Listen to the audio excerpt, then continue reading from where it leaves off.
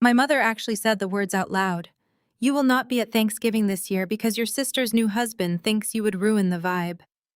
I sat perfectly still, holding the phone to my ear, and said absolutely nothing. The next morning, when that exact same man showed up at my office and saw me sitting behind the desk, he started screaming because he realized his entire life was suddenly in my hands. Before I continue this story, let me know where you are watching from in the comments below. Hit like and subscribe if you have ever had to stand up to family who underestimated your worth. The phone call came on a Tuesday morning, right as the early Atlanta sun was hitting the floor-to-ceiling windows of my corner penthouse office. My mother Vivian did not bother with pleasantries. She never did. She launched straight into the reason for her call, and her voice carried that familiar, polished tone she reserved for country club luncheons and church auxiliary meetings. Jada, I am just going to cut right to the chase, she said, her words clipped and precise. We are doing Thanksgiving at the Oak Ridge Country Club this year. Trent booked the private dining room. He is bringing several of his high-net-worth investors from Silicon Valley to celebrate, and we really need everything to be absolutely flawless. I kept my eyes on the financial reports spread across my custom mahogany desk. That sounds lovely, Mom, I replied, keeping my voice entirely neutral. What time should I arrive? There was a heavy pause on the line, the kind of pause that precedes a calculated strike. Actually, Jada, that is why I am calling. Vivian sighed a deep, dramatic sound, meant to convey a burden she did not actually feel. Trent feels it would be best if you sat this one out. He thinks your energy and your modest lifestyle might embarrass him in front of his colleagues. You know how these top-tier tech investors are.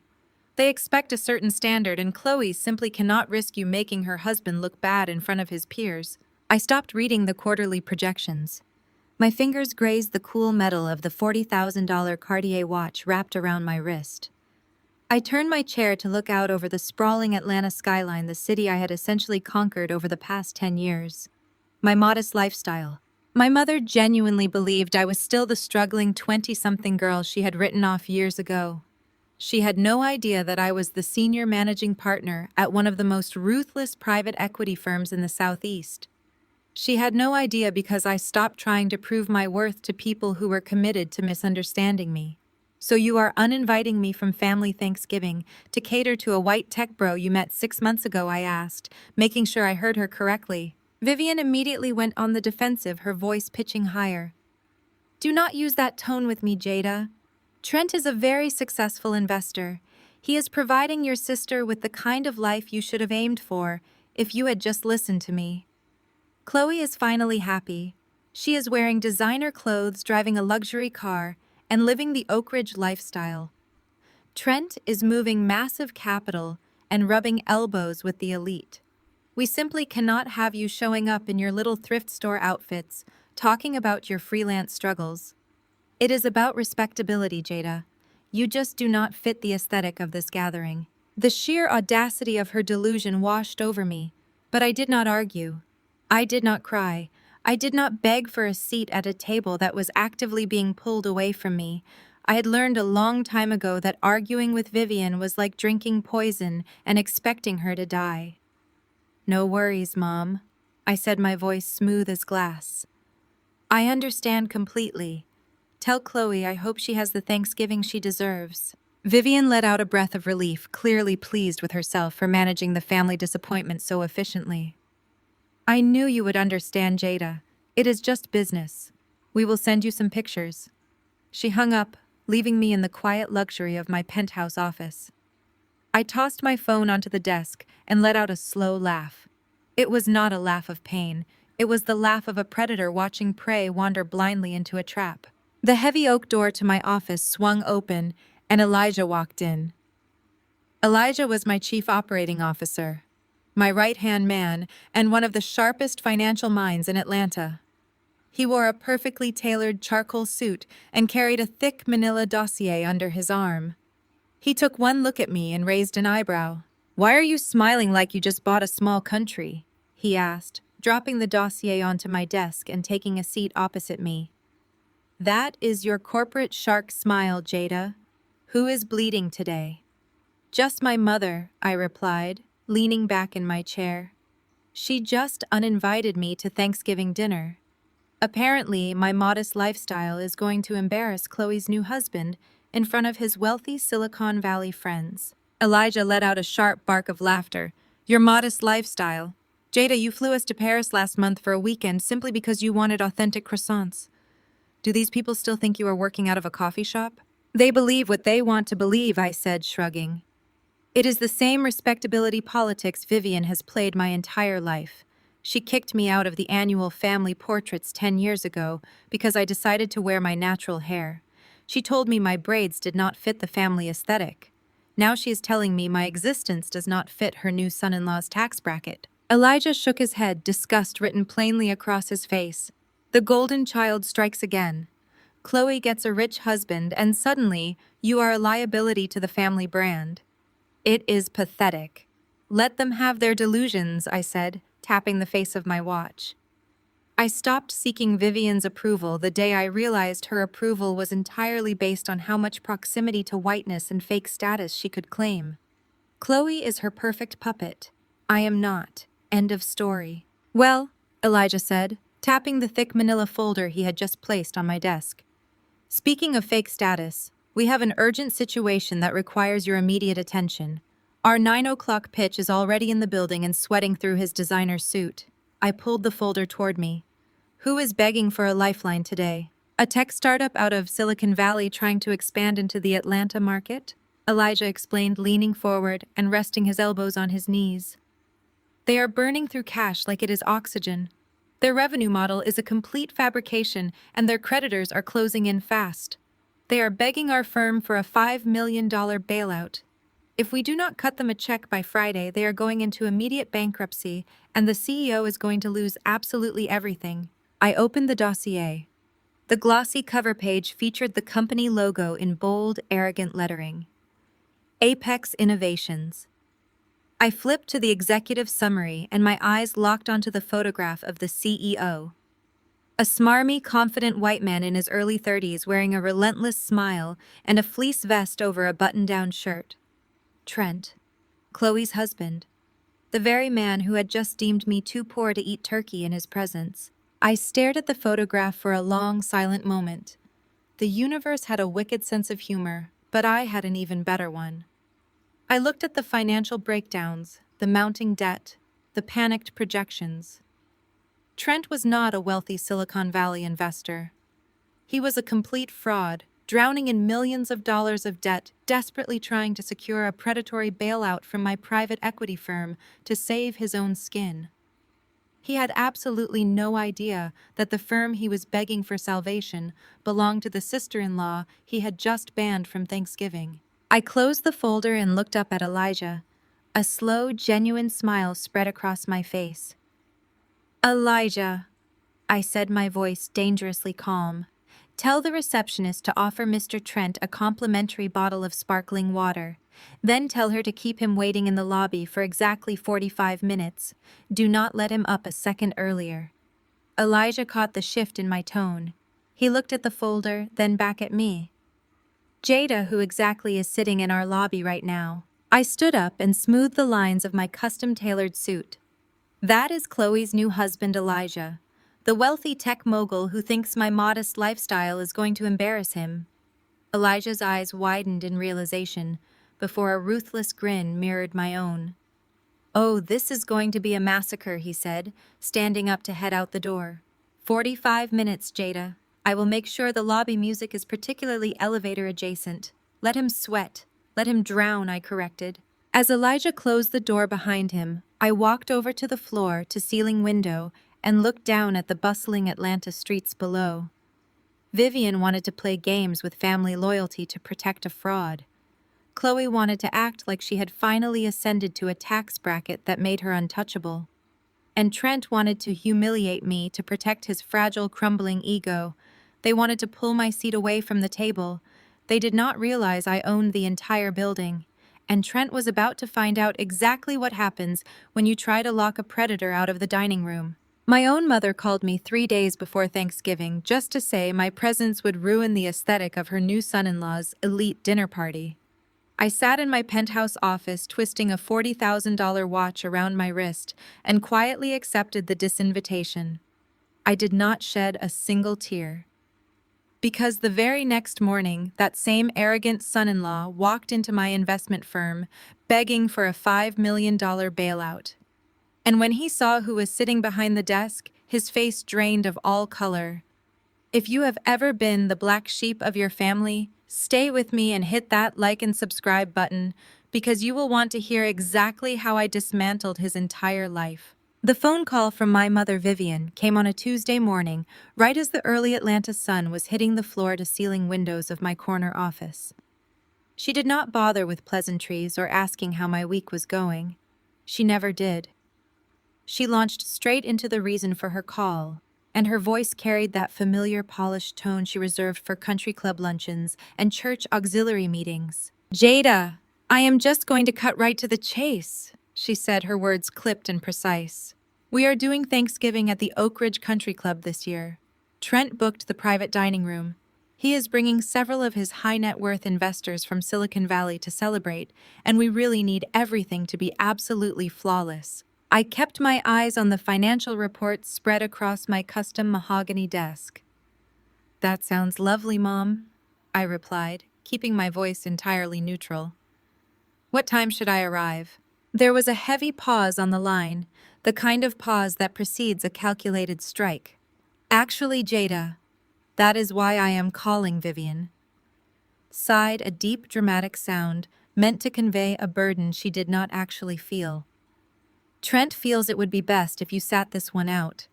He thinks your energy and your modest lifestyle might embarrass him in front of his colleagues. You know how these top-tier tech investors are. They expect a certain standard, and Chloe simply cannot risk you making her husband look bad in front of his peers." I stopped reading the quarterly projections. My fingers grazed the cool metal of the Cartier watch wrapped around my wrist. I turned my chair to look out over the sprawling Atlanta skyline, the city I had essentially conquered over the past 10 years. My modest lifestyle. My mother genuinely believed I was still the struggling 20-something girl she had written off years ago. She had no idea that I was the senior managing partner at one of the most ruthless private equity firms in the Southeast. She had no idea because I stopped trying to prove my worth to people who were committed to misunderstanding me. "So you are uninviting me from family Thanksgiving to cater to a white tech bro you met 6 months ago?" I asked, making sure I heard her correctly. Vivian immediately went on the defensive, her voice pitching higher. "Do not use that tone with me, Jada. Trent is a very successful investor. He is providing your sister with the kind of life you should have aimed for if you had just listened to me. Chloe is finally happy. She is wearing designer clothes, driving a luxury car, and living the Oak Ridge lifestyle. Trent is moving massive capital and rubbing elbows with the elite. We simply cannot have you showing up in your little thrift store outfits, talking about your freelance struggles. It is about respectability, Jada. You just do not fit the aesthetic of this gathering." The sheer audacity of her delusion washed over me, but I did not argue. I did not cry.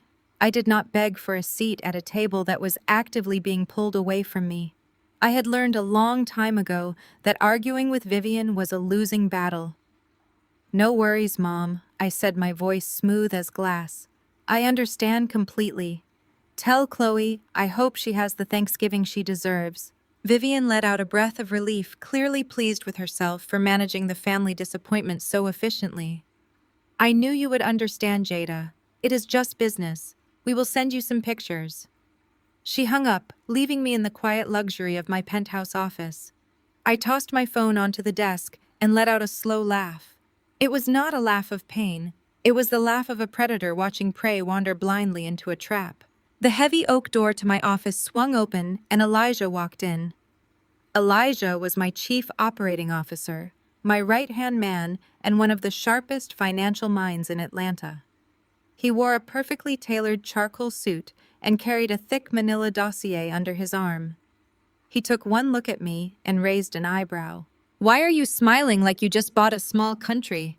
he asked, dropping the dossier onto my desk and taking a seat opposite me.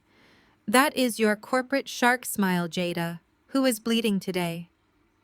"Just my mother." I replied, leaning back in my chair. She just uninvited me to Thanksgiving dinner. Apparently, my modest lifestyle is going to embarrass Chloe's new husband in front of his wealthy Silicon Valley friends. Elijah let out a sharp bark of laughter. Your modest lifestyle. Jada, you flew us to Paris last month for a weekend simply because you wanted authentic croissants. Do these people still think you are working out of a coffee shop? They believe what they want to believe, I said, shrugging. It is the same respectability politics Vivian has played my entire life. She kicked me out of the annual family portraits 10 years ago because I decided to wear my natural hair. She told me my braids did not fit the family aesthetic. Now, she is telling me my existence does not fit her new son-in-law's tax bracket. Elijah shook his head, disgust written plainly across his face. The golden child strikes again. Chloe gets a rich husband and suddenly you are a liability to the family brand. It is pathetic. Let them have their delusions, I said, tapping the face of my watch. I stopped seeking Vivian's approval the day I realized her approval was entirely based on how much proximity to fake status she could claim. Chloe is her perfect puppet. I am not. End of story. Well, Elijah said, tapping the thick manila folder he had just placed on my desk. Speaking of fake status, we have an urgent situation that requires your immediate attention. Our 9 o'clock pitch is already in the building and sweating through his designer suit. I pulled the folder toward me. Who is begging for a lifeline today? A tech startup out of Silicon Valley trying to expand into the Atlanta market, Elijah explained, leaning forward and resting his elbows on his knees. They are burning through cash like it is oxygen. Their revenue model is a complete fabrication, and their creditors are closing in fast. They are begging our firm for a $5 million bailout. If we do not cut them a check by Friday, they are going into immediate bankruptcy, and the CEO is going to lose absolutely everything. I opened the dossier. The glossy cover page featured the company logo in bold, arrogant lettering. Apex Innovations. I flipped to the executive summary and my eyes locked onto the photograph of the CEO. A smarmy, confident white man in his early 30s wearing a relentless smile and a fleece vest over a button-down shirt. Trent. Chloe's husband.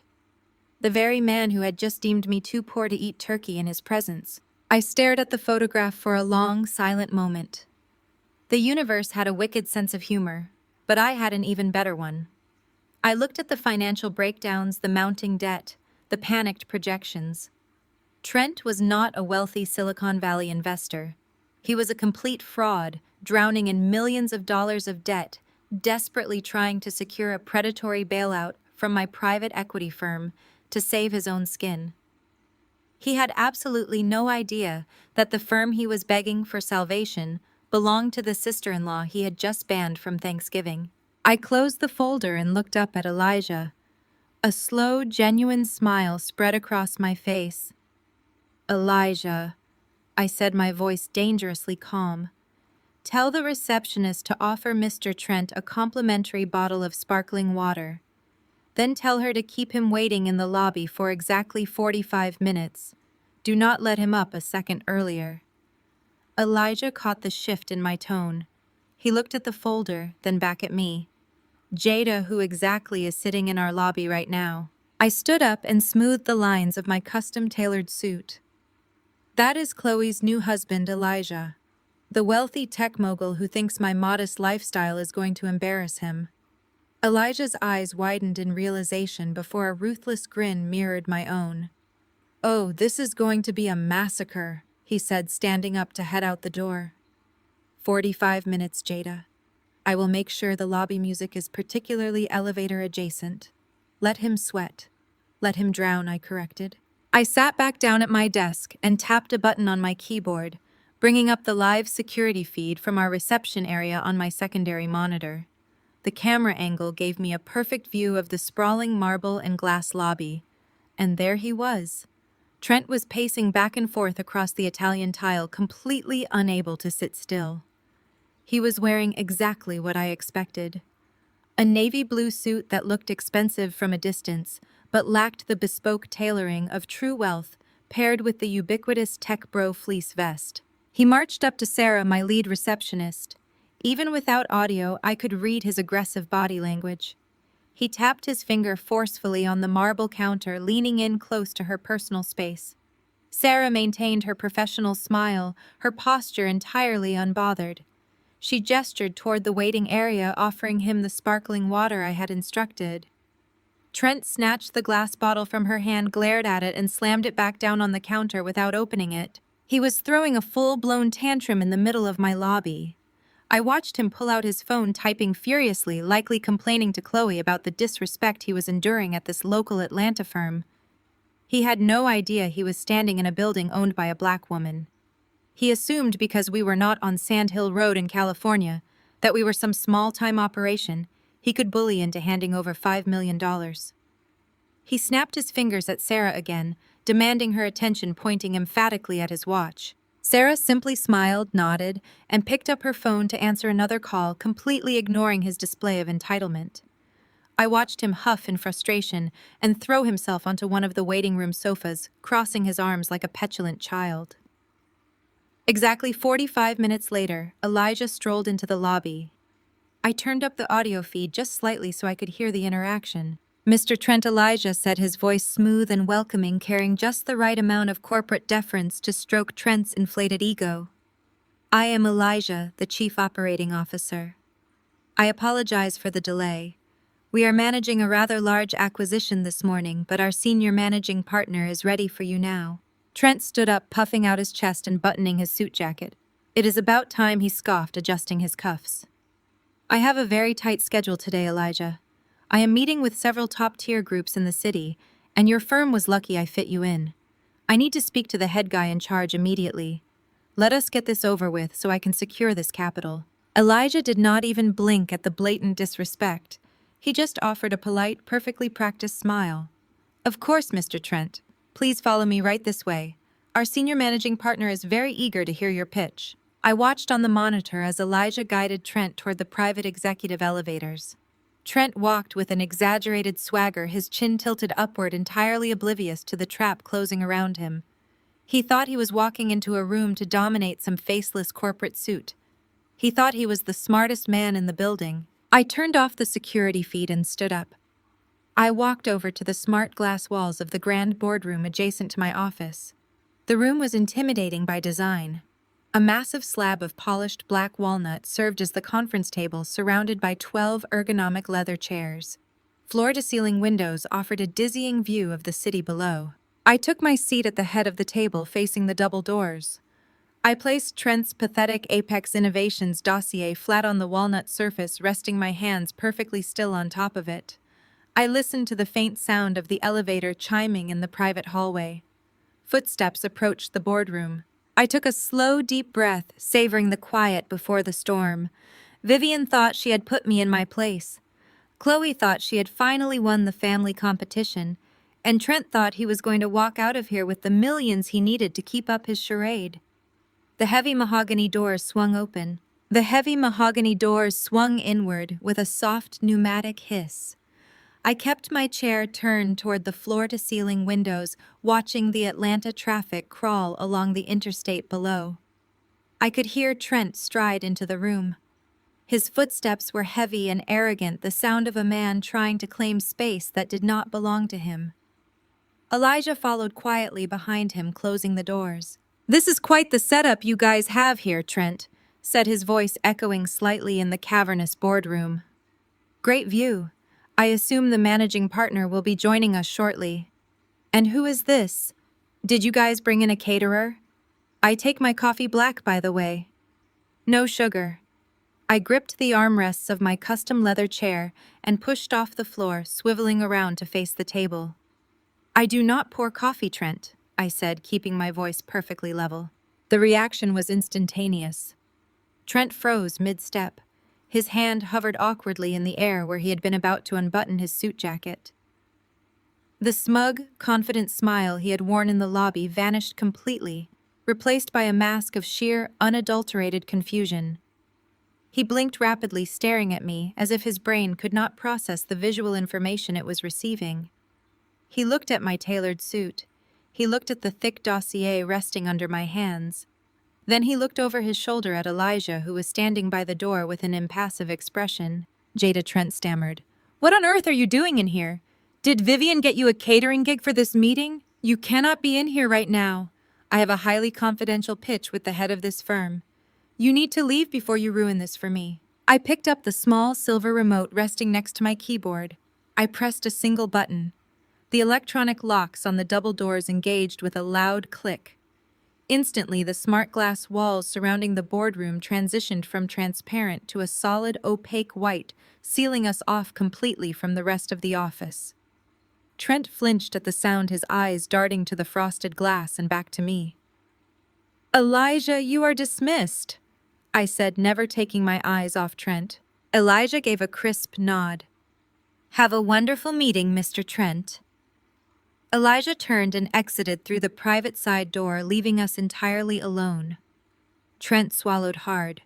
The skin around his collar was suddenly looking very tight. He placed his hands on the polished walnut table, leaning forward in a pathetic attempt to reassert his dominance. "I do not know what kind of prank this is, Jada," he sneered, his voice dripping with condescension. "But I am moving millions of dollars of capital.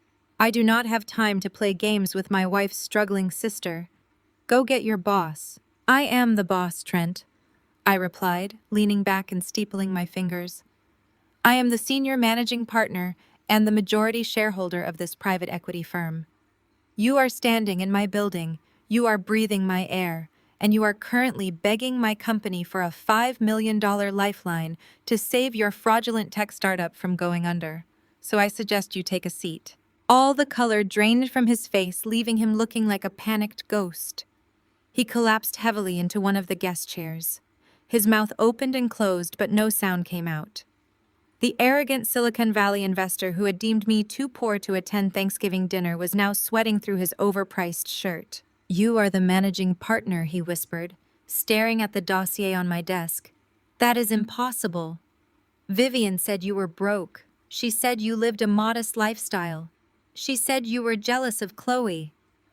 "My mother says a great many things," I replied, tapping the cover of the Apex Innovations file. "None of which change the reality of your current financial crisis. But since you are on a tight schedule, let us skip the slide deck and get right to the numbers." I flipped open the dossier. Trent reached out a trembling hand as if to stop me, but he was entirely powerless. "You are asking for a Series B bridge loan of $5 million. I read aloud, my eyes scanning the heavily doctored spreadsheets his team had submitted. "You claim your user acquisition is up 400% quarter over quarter. You claim your burn rate is manageable. You claim you just need runway to finalize a massive enterprise contract." "Yes," Trent interrupted, desperation bleeding into his voice. "We have incredible momentum, Jada. You know the tech space. It requires heavy upfront capital. If you just look at the projected returns." I held up a hand, silencing him instantly. "Do not insult my intelligence by reciting the garbage you feed to amateur angel investors, Trent. I had my forensic accountants tear this file apart yesterday. You do not have momentum. You have a terminal hemorrhage." I pulled a secondary stack of papers from beneath the dossier and slid them across the sleek wooden table. They stopped directly in front of him. He looked down, and I watched his chest heave as he recognized his own private bank statements. "Your user metrics are hyperinflated by bot farms in Eastern Europe," I stated, matching his rising panic with absolute frigid calm. "Your enterprise contract does not exist. It is a letter of intent from a shell company you registered in Delaware 2 months ago. But the best part, Trent, is your personal liability. You are $3.2 million in debt. The McLaren you drive is leased. The penthouse you and my sister rent in Buckhead is 3 months behind on payments. You are completely, entirely broke." Trent dragged a hand across his forehead, wiping away a thick layer of sweat. He was breathing heavily, his eyes darting frantically around the locked room, as if looking for an escape hatch. "It is just a cash flow issue," he pleaded, his voice dropping to a frantic whisper. "Every startup goes through this, Jada. I just need a little time. If you give me the $5 million, I can turn it around. We are family, right? You have to help me out. You uninvited me from family Thanksgiving yesterday because my poverty offended your aesthetic," I reminded him smoothly. "That was Vivian," he blurted out, throwing my mother under the bus without a second thought. Vivian told me to say that. She said you would bring down the mood. I did not care either way, Jada, I swear. Look, I will get you an invitation today. You can sit at the head of the table. Just please sign the funding approval. I put down collateral. Good collateral. I let out a sharp, humorless laugh. Ah, yes, the collateral. I flipped to the very last page of his file. You mean the Oak Ridge Country Club assets and the generational trust fund you listed here? Yes, Trent said, nodding vigorously. Chloe's trust fund. Vivian assured me it matures next month. It is worth at least $2 million. It backs the loan completely. I stared at him, feeling a mixture of disgust and dark amusement. Trent? There is no trust fund. He froze.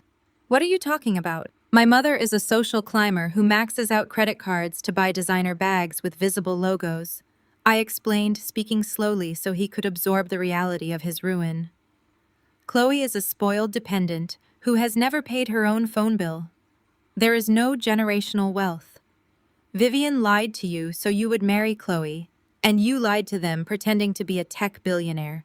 You are all just a bunch of broke frauds desperately trying to impress each other. You leveraged phantom money. Trent grabbed the edges of the table, his knuckles turning white. No. No. She showed me the statements. Vivian showed me the accounts. She showed you forged documents to secure a wealthy son-in-law, I corrected. And you were too stupid to run a background check on your own wife. Trent buried his face in his hands. A pathetic whimper escaped his throat. The facade was completely shattered. He looked up at me, his eyes wide and pleading. He looked small.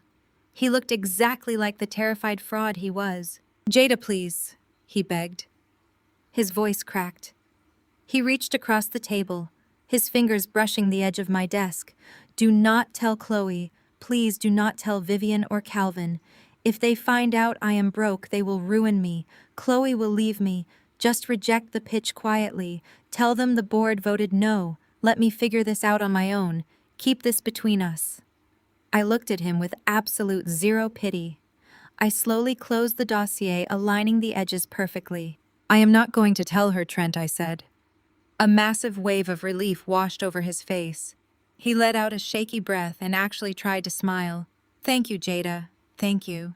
I knew you would understand. Business is business.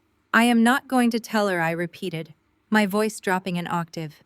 You are, because I am not just rejecting your pitch today. Yesterday afternoon, while you were busy telling my mother I was not good enough to eat turkey with you, I had my firm purchase the debt from your primary seed lenders. The relief vanished from his face, instantly replaced by sheer terror. I own your debt, Trent. I own the notes on your company. And because you deliberately falsified your revenue reports to secure those initial loans, you are in breach of covenant. I am foreclosing on your seed loans by Friday morning. I am seizing Apex Innovations. Trent shot out of his chair, knocking it backward onto the floor. You cannot do that, he screamed, his voice echoing off the frosted glass. You will destroy me. You will put me on the street. I am your brother-in-law. You are a bad investment, I corrected, standing up to face him. And I am liquidating you. Now get out of my office before I call security and have you thrown out like the trash you are. Trent backed away, his face purple with rage. You think you can do this to me, he yelled, pointing a shaking finger at my face. I will ruin you. I will tell Vivian everything. They love me. They hate you. You are nothing but a jealous, bitter woman. I will take your whole family down with me. I simply pressed the button on my remote. The smart glass cleared, and the electronic locks disengaged with a click. I pointed toward the lobby. Friday, Trent, I said. Have your boxes packed. He stared at me, breathing like a cornered animal, before turning and storming out of the boardroom. He nearly ripped the door off its hinges as he left. I watched through the clear glass as he marched past Sarah's desk, practically running for the elevators. I sat back down in my custom chair and turned my attention back to the quarterly projections. The room was blissfully quiet. I tapped my fingers against the polished walnut, counting the seconds in my head. Exactly 10 minutes later, the private line on my desk began to ring. I glanced at the caller ID. It was Chloe. I picked up the receiver and pressed it to my ear. Before I could even say hello, a high-pitched hysterical scream erupted through the speaker. Jada, what did you just do to my husband? Chloe shrieked, sobbing uncontrollably. He is throwing things. He says you are taking everything. Jada, what did you do? I leaned back in my chair, looking out at the sun shining brightly over my city. The dominoes had officially started to fall.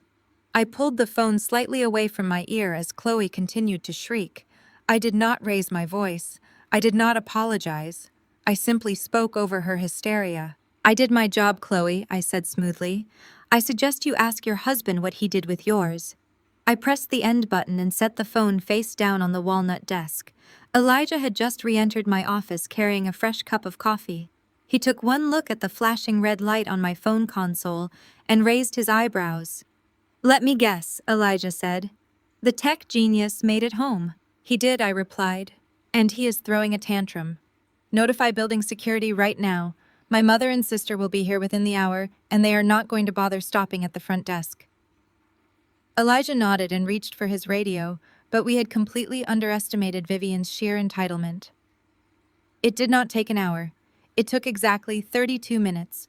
I was in the middle of reviewing a quarterly earnings report when a loud commotion erupted in the outer executive corridor.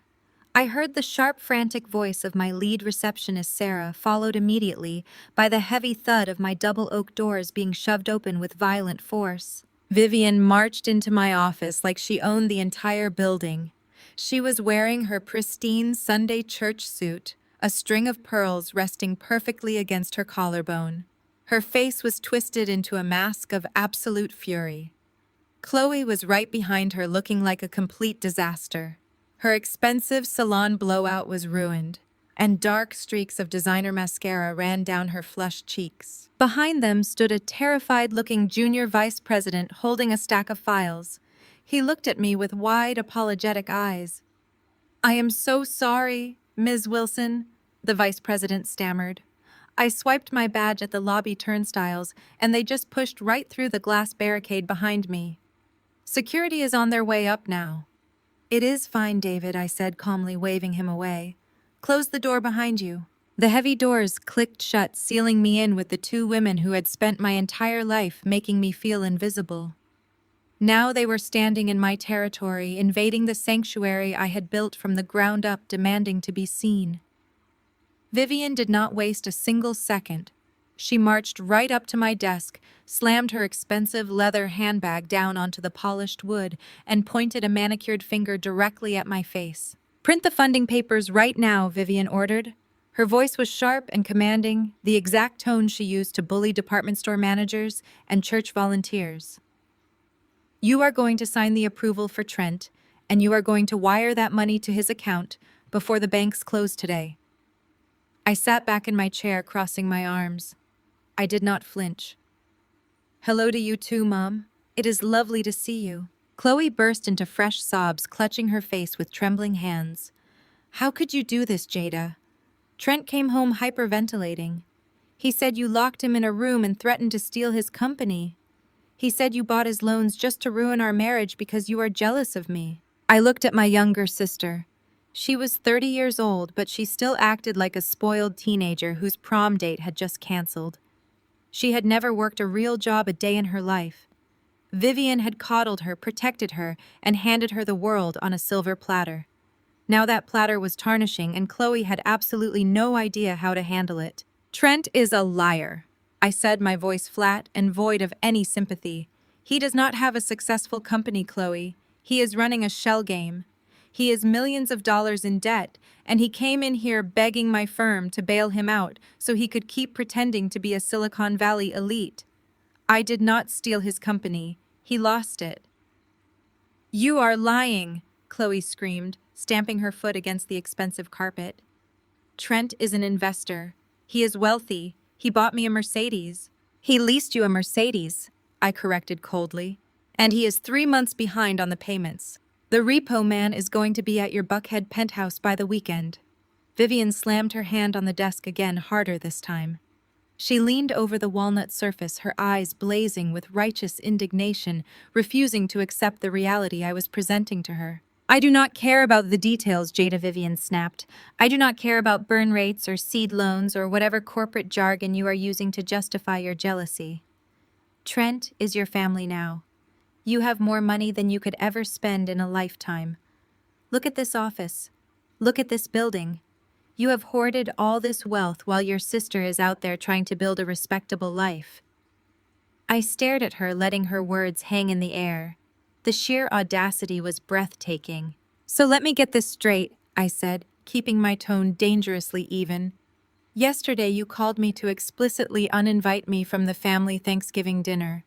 You told me my modest lifestyle would embarrass Trent. You told me I did not fit your aesthetic. But today, now that you realize I have the capital to save his fraudulent business, suddenly I am family. Suddenly I have a duty to share my hoarded wealth. You have a duty to uplift this family, Vivian shouted, throwing her hands in the air. You have always been so selfish, Jada, so focused on yourself and your little career while ignoring the people who raised you. Chloe finally found a good man who can give her the Oak Ridge Country Club lifestyle she deserves.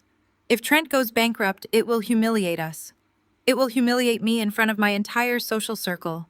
You're going to sign those papers and fix this mess because you owe your sister. You do not give orders in my office, I said, my voice dropping to a dangerous whisper. This is not your living room. This is a private equity firm, and I am not your obedient little scapegoat anymore. You will do as I say, Vivian demanded, her face turning red. I am your mother.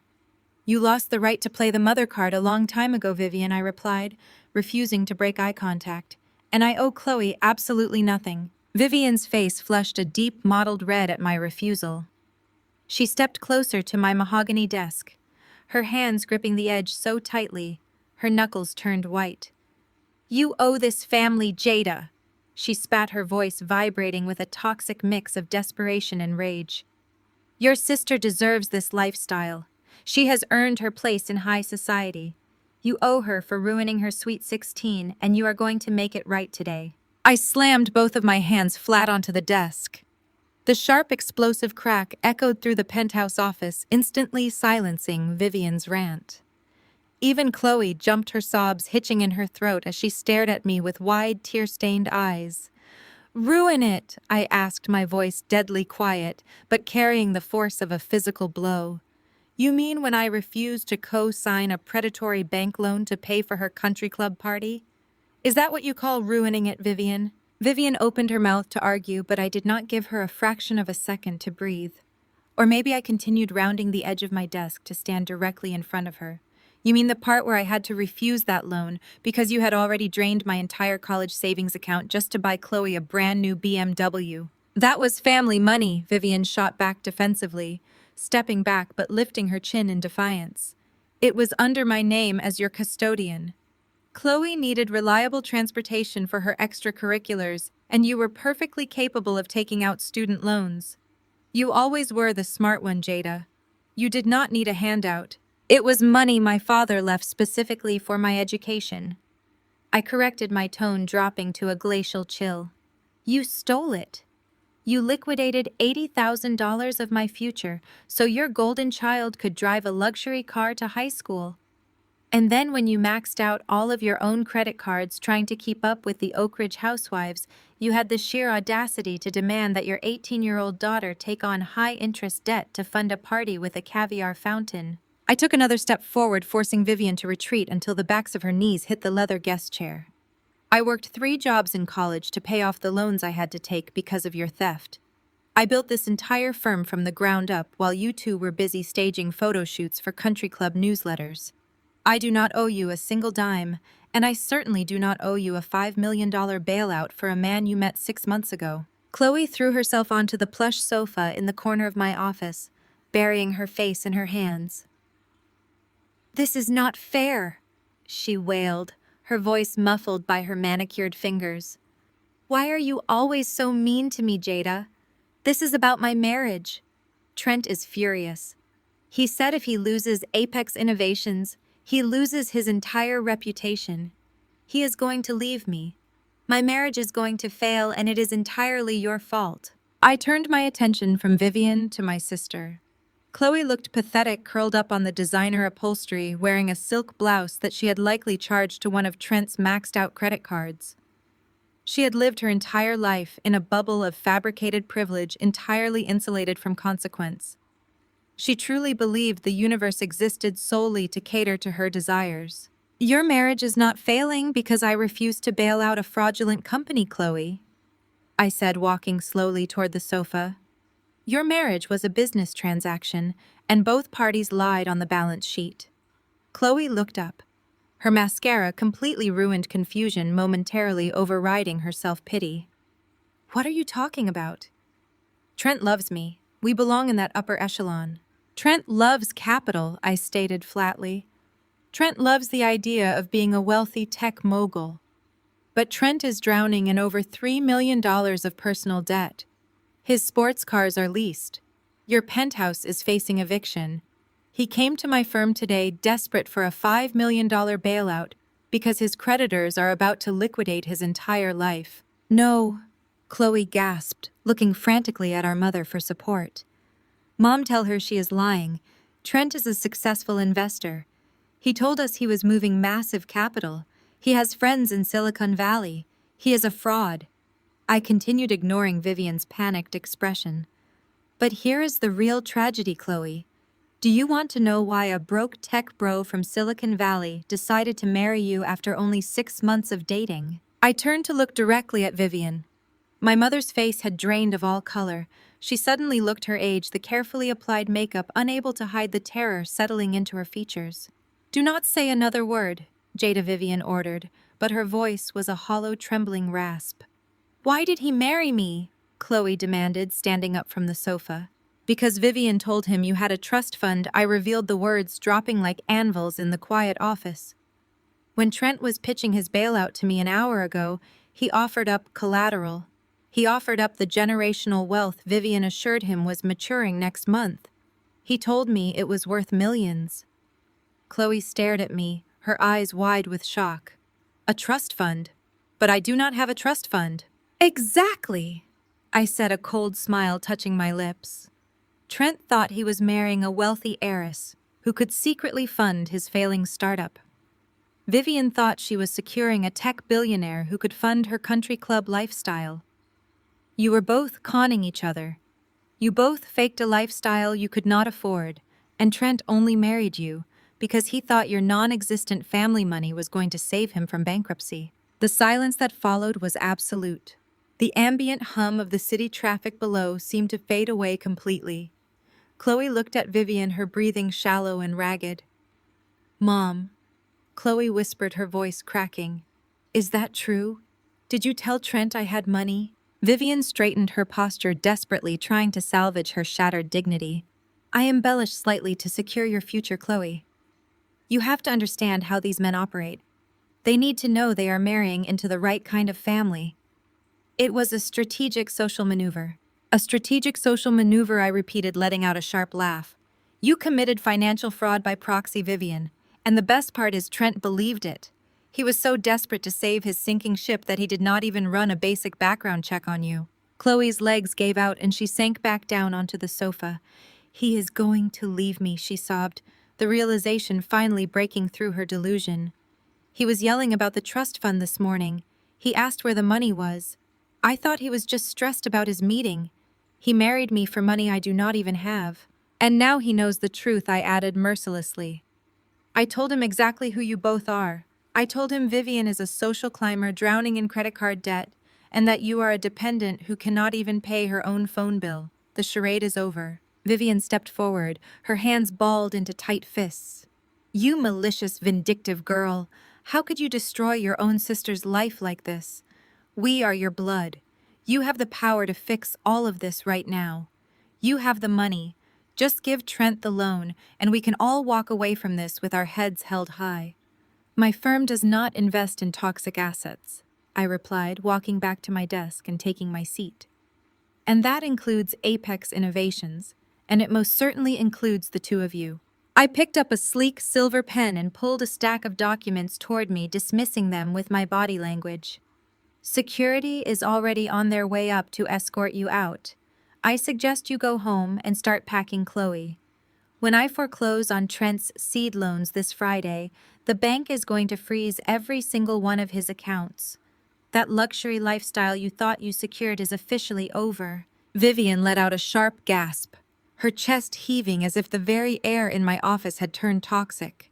She stared at me, her perfectly drawn lips trembling with a rage she could no longer suppress behind her country club manners. "If you do this," Jada Vivian snarled, her voice rising to a shrill crescendo that pierced the quiet authority of the room. "If you let Trent fail and ruin your sister, I will wipe your name from this family forever. I will publicly disown you. I will stand before the entire congregation at First Fellowship this Sunday and tell them exactly what kind of greedy, vindictive monster I raised. I will go to the Oak Ridge Board. I will tell every charity committee and every respectable family in Atlanta that you turned your back on your own flesh and blood out of pure spite. You will be a pariah. No one will want to associate with a woman who destroys her own family." I sat perfectly still, letting the silence absorb her ridiculous threats. I looked at this woman who had spent 35 years measuring my worth by how well I blended into the background. She was threatening me with the only weapon she understood: social exile. "Vivian," I said, my voice barely above a whisper, but carrying across the desk like a cracking whip, "you are threatening a great white shark with a splash of water. My clients are multinational conglomerates, venture capitalists, and sovereign wealth funds. They do not care about your bridge club gossip. They do not care what Pastor Thomas thinks of my mortal soul. They care about my quarterly returns, and my returns are absolutely impeccable. Your social circles are completely irrelevant to my tax bracket." I reached across my desk and pressed the silver intercom button. "Marcus," I said clearly into the microphone, "we have 2 hostile trespassers in the executive suite. I need them removed from the building immediately. Do whatever is necessary." "You would not dare," Vivian shrieked, taking a step toward my desk. "I am your mother. You do not treat me like some common criminal." Chloe fell to her knees beside the leather sofa, her manicured hands gripping the edge of the cushions. "Jada, please," she sobbed, her voice cracking into a high-pitched wail. "My friends are coming over for a dinner party on Saturday. If the bank freezes our accounts, the caterers will cancel. I cannot handle that kind of humiliation. Please just sign the papers. I will do anything." The heavy mahogany doors swung open, and Marcus, my head of security, stepped into the office, flanked by 3 large guards in tailored dark suits. They moved with silent military precision. "Ladies," Marcus said, his voice deep and entirely devoid of emotion, "it is time to leave the premises." "Get your hands off me!" Vivian screamed as 2 guards approached her. She swung her expensive handbag, striking one of them in the shoulder, but the guard did not even flinch. He simply caught her arm firmly but professionally, twisting her away from my desk. "I am Vivian Adams. My son-in-law is a very powerful man. I will sue this entire firm." The guards ignored her frantic threats. They took Vivian by both arms and began marching her forcefully toward the exit. Chloe scrambled to her feet, her designer heels slipping on the carpet as the 3rd guard took her by the elbow. She fought against his grip, twisting her body to look back at me. "You are a monster!" Chloe wailed, tears streaming through her ruined makeup. "You are just jealous because I am beautiful and married, and you are completely alone. You are going to die alone, Jada." I watched with absolute detachment as my security team dragged my screaming mother and sister out of my office. Through the open doors, I could see the rest of the executive floor coming to a standstill. My analysts, vice presidents, and associates stood frozen at their desks, watching in stunned silence as the 2 women were hauled down the corridor.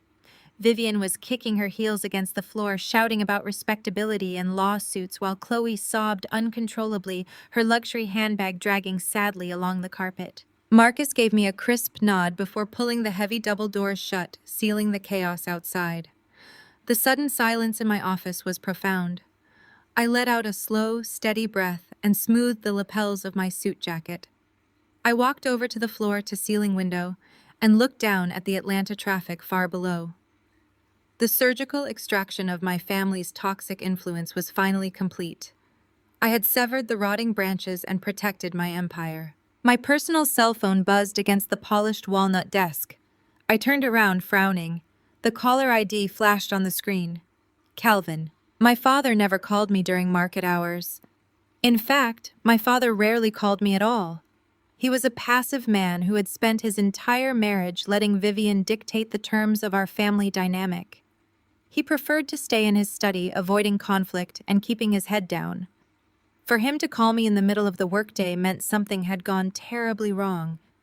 I picked up the phone and pressed it to my ear. "Dad," I said, my tone brisk and commanding, "if Vivian just called you crying from the lobby, you are wasting your breath. I am not bailing out Trent, and I am not apologizing to Chloe. They can figure out their own financial disasters." There was no immediate response. Instead, I heard heavy, ragged breathing, the sound of a man struggling to pull air into his lungs. "Dad?" I asked, my brow furrowing. "Are you all right?" Jada Calvin wheezed. His voice was trembling, stripped of all its usual calm detachment. He sounded absolutely terrified. "Jada, you have to fund him. You have to wire Trent the $5 million right now." I closed my eyes and pinched the bridge of my nose. Dad, Trent is a complete fraud. He does not have a real company. He is drowning in debt. I am foreclosing on his seed loans this Friday and seizing his assets. I am not throwing $5 million of my client's money into a burning building just to save Chloe from having to get a job. "I know," Calvin gasped, his voice cracking violently. "God help me, Jada. I know he is a fraud. I found out last week." I opened my eyes, the cold calculation in my mind suddenly hitting a roadblock.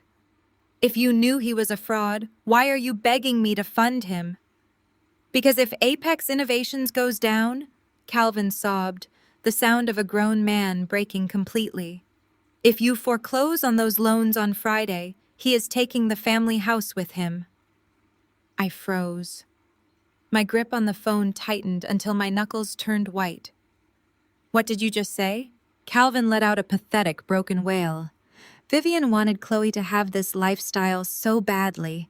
She demanded I help Trent secure his second round of funding 6 months ago to prove we supported his vision. The bank needed collateral, Jada. Trent did not have any assets left. The pieces clicked together in my mind with sickening clarity.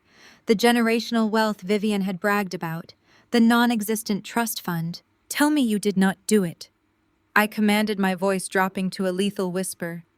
"Tell me you did not leverage the estate. I put up the house." Jada, Calvin cried, hyperventilating into the receiver. "I signed the deed over as collateral for his bridge loan. Vivian said he was a genius. She said we would double our money.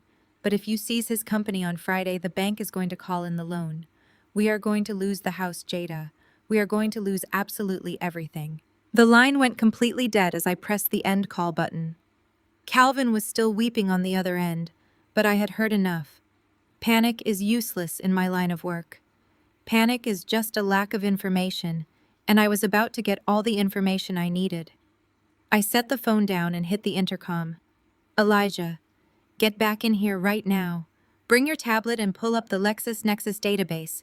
We have a forensic accounting emergency." Elijah walked through the heavy oak doors less than 10 seconds later. He took one look at my face and locked the doors behind him. He did not ask questions. He simply slid into the chair opposite my desk and opened his device, his fingers already flying across the screen. "Pull everything you can find on Trent Vanguard and Apex Innovations," I ordered, walking over to the massive interactive display board mounted on my office wall. "I want UCC filings. I want loan originations. I want personal guarantor agreements. I want to see every piece of paper that fraudster has signed in the state of Georgia over the last 12 months. Elijah nodded rapidly, his eyes scanning lines of data. "I am pulling the corporate filings now. Apex Innovations is registered as an LLC, but it is nested under 3 different shell companies in Delaware. It is a classic obfuscation tactic. He is hiding debt. He is hiding $3 million in personal debt, and God knows how much in corporate liabilities," I replied, pulling up the banking portal on my own screen. "But Calvin just told me he leveraged the house to secure a bridge loan for Trent." I need to see the exact collateral documents. Find the lien.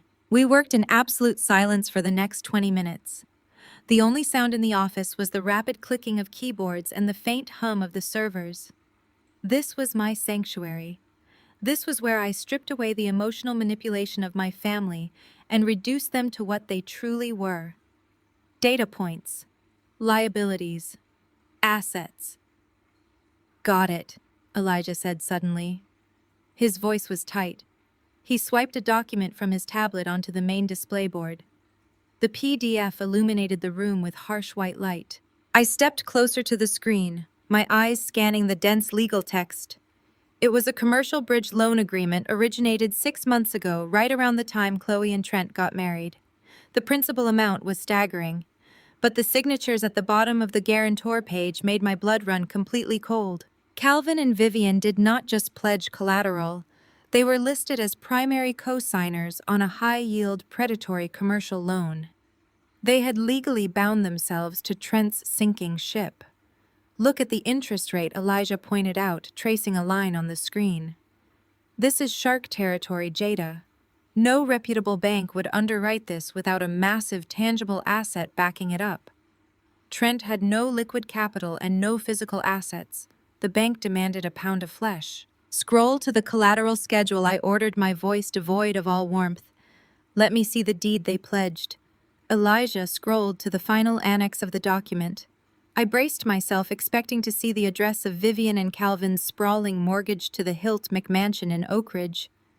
I expected to see the tacky columns and the manicured lawn that Vivian prized above her own children. Instead, I saw an address in Cascade Heights. I stopped breathing. The air in my office suddenly felt thin and freezing. I stared at the address, reading the street name over and over again, refusing to believe the black and white text glaring back at me. Jada, Elijah said softly, sensing the shift in the room. Is that their house? No, I whispered, my hands curling into tight fists at my sides. That is Big Mama's house. A wave of absolute nausea crashed over me, followed instantly by a rage so pure and white-hot it blurred my vision. Big Mama was my father's mother. She had worked 40 years as a public school teacher, saving every single penny she earned to buy that solid brick house in Cascade Heights. It was the heart of our family. It was the place where I had spent my summers eating fresh peaches on the back porch and learning how to read before I even started kindergarten. Big Mama had paid off that mortgage decades ago. When she passed away, she left the house entirely to Calvin with the strict explicit understanding that it was to remain in the family forever. It was our anchor. It was our only piece of true generational wealth. A debt-free historic home meant to provide a safety net for our bloodline. And Calvin and Vivian had signed it away to a predatory lender to fund a white tech bros fake company. I stared at the signatures on the screen, mapping out the sheer scale of the generational betrayal. They had risked my grandmother's legacy. They had risked the very foundation of our family history. And for what?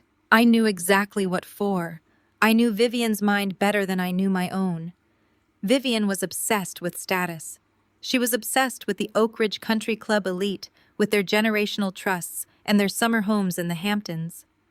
When Trent showed up with his Silicon Valley jargon, his tailored suits and his blonde hair, Vivian saw the ultimate prize. She saw proximity to whiteness. She saw a fast track to the elite social circles she had spent her entire life trying to infiltrate. She and Calvin had traded Big Mama's blood, sweat, and tears to buy a fake tech bro status symbol. They wanted a white millionaire son-in-law to parade around their megachurch so badly they were willing to gamble the only real asset our family possessed. They literally sold our history to buy an aesthetic, I said, my voice dropping to a dangerous, unyielding decibel. They handed over a paid-off generational home to a fraud because he drove a leased Porsche and pitched them a fake app. Elijah stepped back from the screen. The loan goes into default on Friday if the balloon payment is not met, Jada. If you foreclose on Apex Innovations, the commercial lender will immediately seize the collateral to cover the losses. They are going to take your grandmother's house. I turned away from the screen and walked back to my desk. The fury inside me was no longer a wildfire. It was cold, forged steel. Vivian and Calvin had spent my entire life trying to make me feel small. They had stolen my college fund for Chloe's BMW. They had demanded I bail out their fraudulent son-in-law. But this was the ultimate sin. They had desecrated Big Mama's legacy for a country club illusion. They are not going to take the house I stated opening my private banking terminal. Elijah looked confused. You are going to pay off Trent's loan. You are going to bail them out. I looked up at my assistant, a predatory smile stretching across my face. I am absolutely not bailing Trent out. I am going to let him burn to the ground. But I am going to buy that commercial debt from the lender before Friday. I am going to purchase the note myself. Elijah's eyes widened as he realized the implications. If you buy the debt, you control the collateral. You hold the deed. Exactly, I said, my fingers typing rapidly across the keyboard. Vivian and Calvin think they are going to lose the house to a faceless bank. They are wrong. They are going to lose it to me, and I am going to make sure they feel every single ounce of the consequences. Call our legal team, Elijah. We have a debt acquisition to execute before the close of business today. I lifted the phone back to my ear. Calvin was still on the line, and his ragged breathing had entirely stopped. He had heard every single word of my instructions to Elijah. Jada, what are you doing? Calvin demanded, his voice suddenly dropping its panicked tremor and replacing it with the sharp, authoritative tone he only ever used when he felt his control slipping. You cannot buy the debt. That does not help Trent.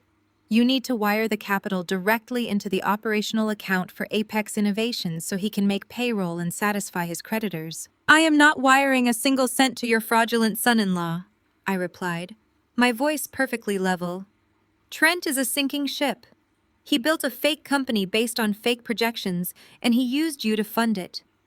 I am buying the commercial note because it is the only way to intercept the collateral before the bank seizes it on Friday. You are going to ruin this family, Calvin shouted, his anger finally boiling over.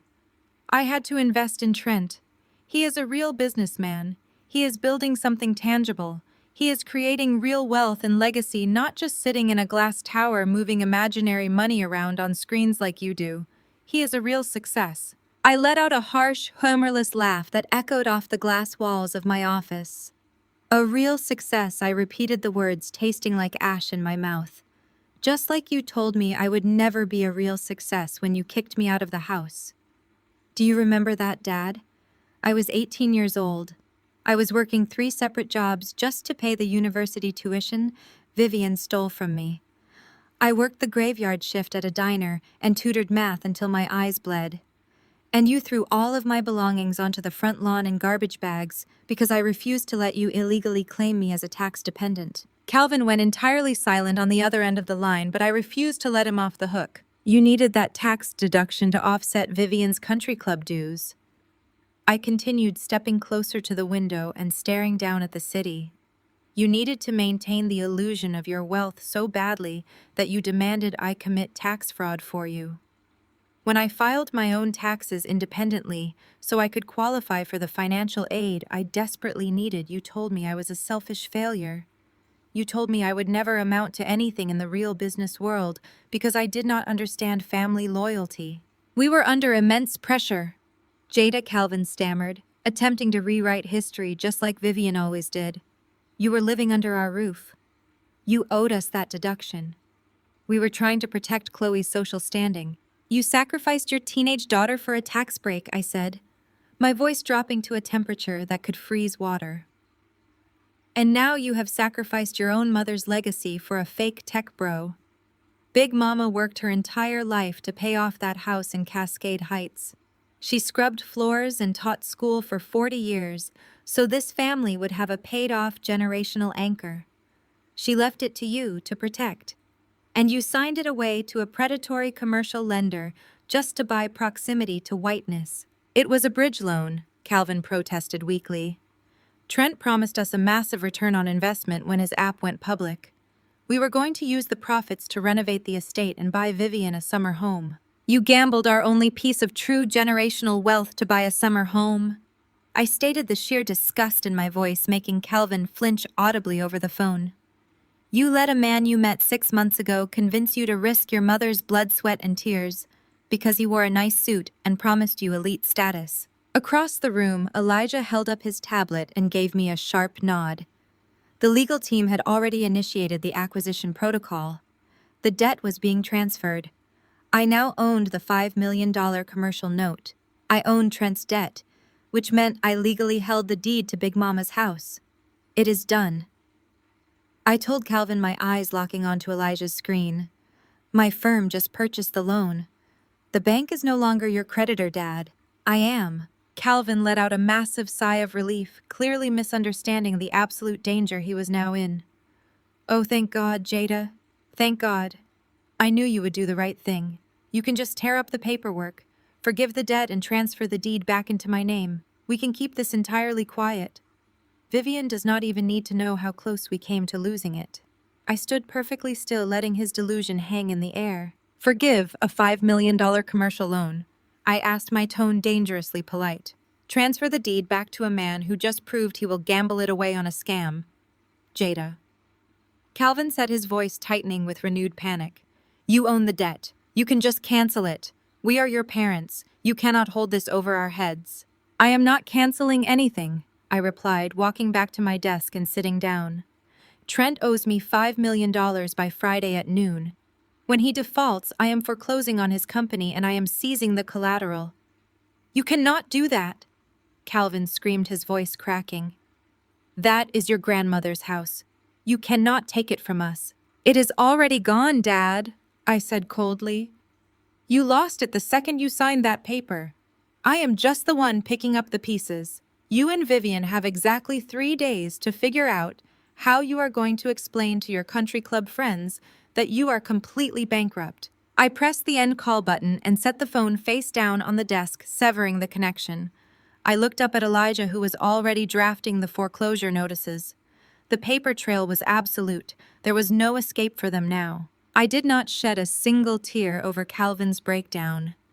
When I severed the connection, the silence in my office was heavy, not with grief, but with absolute clarity. For 35 years, I had allowed the ghost of familial obligation to temper my ambition.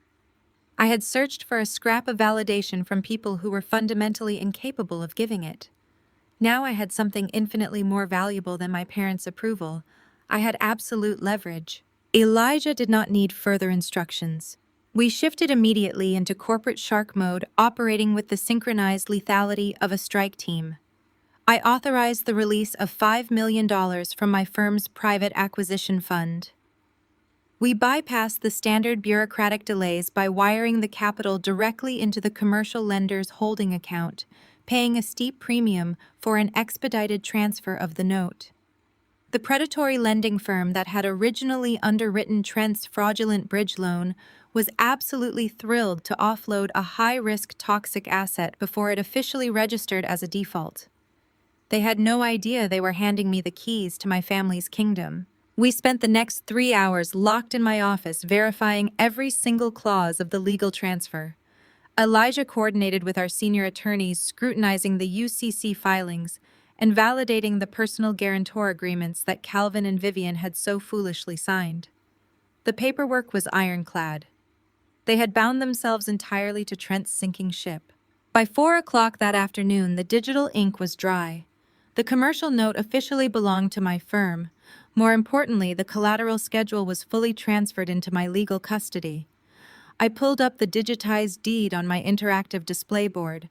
The red brick house with the wraparound porch in Cascade Heights, where I had learned to ride a bike, where my grandmother had baked peach cobbler and taught me the value of a hard-earned dollar, flashed on the screen.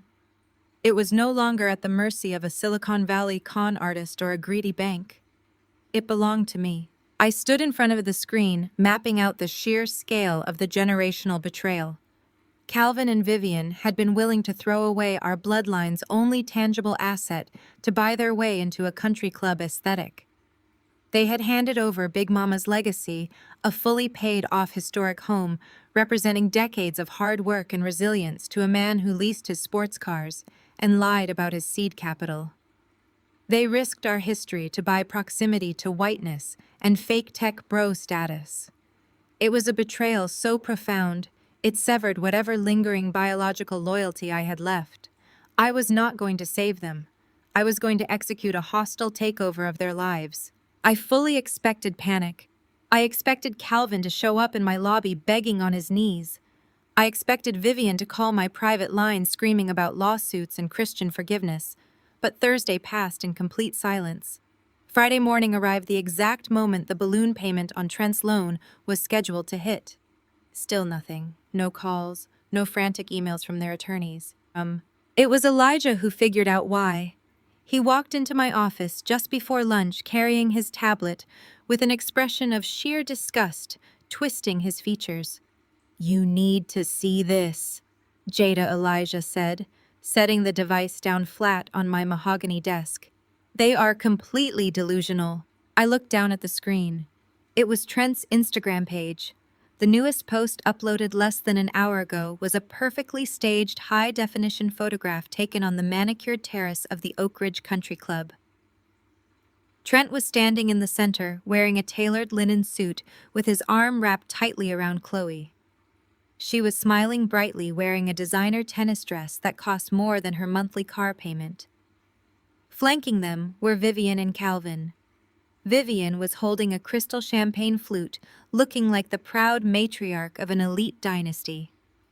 Calvin looked slightly pale, but he was smiling for the camera, dutifully playing his part in the charade. But it was the caption that made my blood run freezing cold. Kicking off the holiday season early at the club with my real family. Grateful for the people who believe in my vision and support my empire. Cutting out toxic, jealous people makes the holidays so much better. Big things coming for Apex Innovations. I stared at the photograph, dissecting the sheer audacity of it. Trent was actually celebrating. Calvin must have been too cowardly to tell Vivian the truth about our phone call. Or worse, Trent had spun some masterful lie convincing them that my threat to buy the debt was just a bluff. He probably told them I did not have the liquid capital to pull off a $5 million acquisition in a single afternoon. He had them believing they were entirely safe right up until the foreclosure hammer dropped. They were drinking expensive champagne at the country club, posting smug updates about cutting out toxic people while I sat in my office holding the physical deed to their home. They were hosting the annual family Thanksgiving dinner tomorrow. Vivian had explicitly called me 2 days ago to uninvite me, claiming my modest lifestyle and corporate attitude would embarrass Trent in front of his elite friends. She wanted a picture-perfect holiday to celebrate her golden child and her billionaire son-in-law. She wanted to bask in the glow of the fraudulent empire she had mortgaged her own mother's house to support. I slowly looked up from the tablet and met Elijah's eyes. The cold corporate shark inside me was fully awake and completely starving. "Book me a car for tomorrow afternoon." "Elijah," I said, my voice dangerously calm and devoid of any mercy, "I am crashing Thanksgiving dinner." The week of Thanksgiving began with a barrage of unsolicited digital pity. I was sitting at my desk reviewing the final transfer documents for the commercial note when my personal cell phone vibrated against the polished walnut. Then it vibrated again, and again. By 10 o'clock on Monday morning, I had received 14 text messages from people I had not spoken to since my college graduation. The messages were entirely bizarre. My second cousin Brenda texted that she was praying for my heavy heart. Mrs. Higgins from the First Fellowship Altar Guild sent a long paragraph about how Jesus offers healing for deep-seated resentment. A girl I played junior varsity tennis with sent a link to a Christian dating app and told me my time would come. I stared at the screen, analyzing the sudden influx of manufactured empathy. This was a coordinated strike. Vivian was mobilizing her army. I picked up the phone and dialed the most reliable conduit of weaponized gossip in the state of Georgia, Pastor Thomas's wife, Sister Mary. She answered on the second ring, her voice dripping with artificial sweetness. "Jada, dear," Mary cooed, "I am so glad you called. We have all been lifting you up in prayer. Your mother was just inconsolable during service yesterday."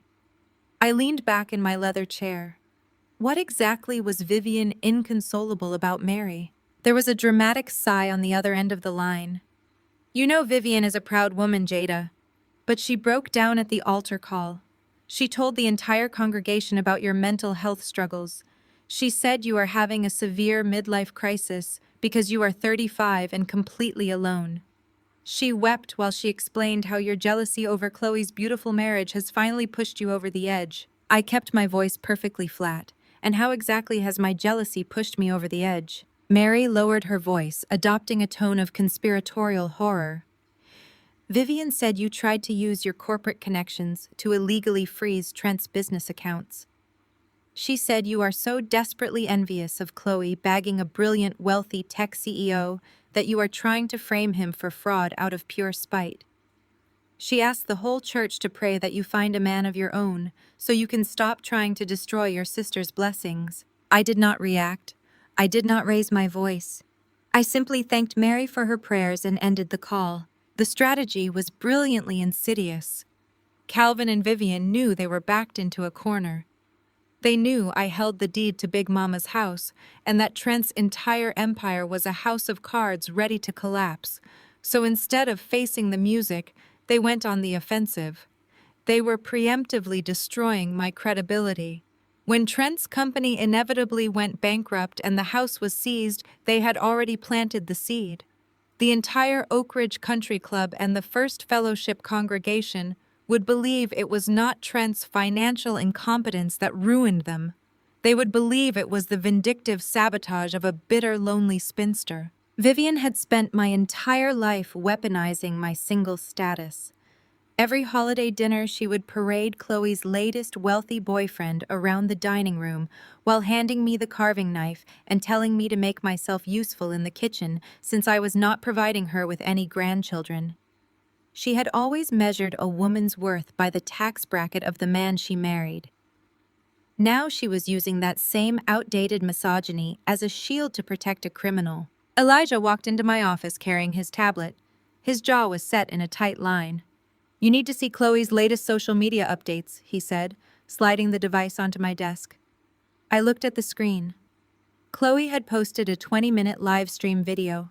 She was sitting in the sprawling kitchen of my parents' house, wearing an oversized cashmere sweater and wiping away perfectly timed tears. It is just so hard when the toxicity comes from inside your own family. Chloe sniffled to her thousands of followers. Trent works so hard to build his company and provide for us. But there are people, even people who share my blood, who are so deeply unhappy with their own empty lives that they will do anything to tear down my marriage. Please protect your peace, guys. Misery loves company, and single bitter women will try to burn down the happy homes they cannot have. Elijah looked at me, waiting for the explosion. He expected me to be furious. But rage is a hot emotion, and I was operating at absolute zero. They thought they were playing a high-stakes game of social chess. They did not understand that I owned the board. "Print everything, Elijah," I ordered, sliding the tablet back to him.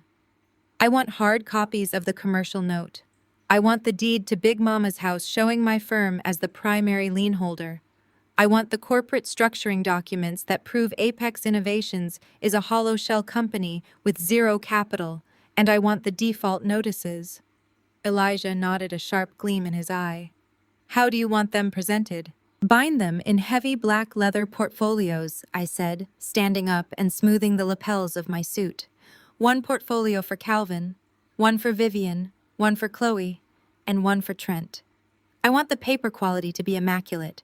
We are going to serve them the absolute truth on a silver platter." Thanksgiving morning arrived with a crisp autumn chill in the air. I did not dress for a family holiday. I dressed for a corporate execution. I bypassed the cozy sweaters and denim, opting instead for a razor-sharp charcoal suit, a silk blouse, and my highest stilettos. This was not a daughter returning home for turkey and stuffing. This was a creditor coming to collect. Marcus stood waiting by the black town car in the driveway of my townhouse. He held the back door open for me, his face completely impassive as I slid into the leather seat. The stack of 4 black portfolios rested heavily on my lap. We drove through the affluent, winding streets of Oak Ridge, the autumn leaves crunching beneath the heavy tires of the car. We pulled up to the massive wrought iron gates of the elite neighborhood where Calvin and Vivian lived. The security guard at the gatehouse leaned out of his window, recognizing my face, but looking confused by the corporate vehicle. "Happy Thanksgiving, Ms. Adams," the guard said. Your mother did not leave your name on the guest list for today. She actually left specific instructions that they were hosting a private event. I rolled down my window and handed the guard my platinum identification card. I am not a guest, I stated, my voice echoing in the cold air. I am the primary lien holder of the property. Open the gate. The guard swallowed hard, glancing at the card before hitting the button. The heavy iron gate slowly swung open, granting me access to the battlefield. I rolled up the window and looked straight ahead. The smear campaign was about to meet the paper trail, and I was going to enjoy every single second of the collision. The crystal chandeliers of the Waldorf Astoria ballroom cast a cold, brilliant light over Atlanta's absolute elite. The annual Children's Healthcare Gala was the premier social event of the autumn season. It was a room filled with generational wealth venture capital and calculated Southern hospitality. I handed my cashmere coat to the attendant and smoothed the lapels of my custom-tailored Tom Ford suit. I did not wear tulle or sequins. I wore armor. I scanned the crowded ballroom and immediately spotted my prey. Trent was standing near the ice sculpture, desperately cornering Arthur Sterling. Arthur was one of the most ruthless angel investors in the Southeast, and he looked visibly bored as Trent waved his hands around, pitching his hollow company. Trent was sweating through his expensive silk blend jacket. Chloe clung to his left arm, wearing a leased diamond necklace and a smile that looked like it was secured with superglue. Vivian stood a few feet away, preening for the country club wives and basking in the manufactured glow of her son-in-law's non-existent success. They had spent the last 4 days dragging my name through the mud at First Fellowship and across every country club text chain in the city. They thought their church gossip would shame me into submission.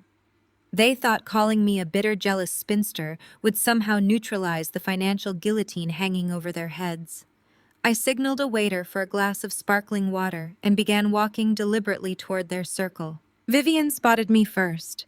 Her eyes widened for a fraction of a second before her face hardened into a mask of maternal condescension. She immediately tapped Chloe on the arm, and the two women broke away from their group, marching directly into my path to intercept me before I could reach Trent and his potential investor. Jada, Vivian said, her voice intentionally raised to carry over the sound of the string quartet. What a shock to see you here. I did not realize they sold single tickets to this tier of the gala. Chloe let out a high-pitched manufactured laugh. You are so brave for showing up alone, Jada. Pastor Thomas was just saying how much he worries about your isolation. Vivian waved down a passing waiter carrying a tray of signature cocktails. Put my daughter's drink on my tab, Vivian announced loudly, ensuring the wealthy couples standing nearby could hear every single word. It is the absolute least I can do. You must be struggling so terribly to keep your little boutique business afloat in this economy, especially since you do not have a husband to help carry the financial burden. It is just so sad seeing you try to compete in a man's world all by yourself. I took the glass of water from the waiter and looked Vivian directly in the eye. I did not blush. I did not lower my gaze. I am doing perfectly fine, Vivian, I replied, my voice carrying a lethal, quiet authority that cut through her shrill theatrics. My firm manages $3 billion in global assets. I do not need a husband to cover my overhead. But I do find it fascinating that you are suddenly so concerned about my financial well-being, especially since you forged my signature on a federal student loan application when I was 19, just so you could afford the down payment on Chloe's first Mercedes. Chloe gasped, her hand flying to her leased diamonds. You are a liar, she hissed. You are just a miserable, jealous spinster trying to sabotage my marriage because no man will ever want you. Trent, having noticed the commotion, abandoned his pitch and hurried over. He slid his arm protectively around Chloe and puffed out his chest, trying to play the role of the dominant alpha male. Now, Jada, Trent said, using his most patronizing corporate tone. There is no need for this bitter jealousy. Apex Innovations is about to close our Series B funding round with Arthur Sterling. We are moving into a completely different tax bracket tonight. If your little firm is hurting for cash, I can probably throw some minor consulting work your way. We always try to take care of family, even the difficult ones. I looked over Trent's shoulder. Arthur Sterling had followed him over, curious about the sudden shift in energy. Arthur was a man who smelled weakness like blood in the water. Arthur, I said, stepping past my sister and extending my hand to the billionaire investor.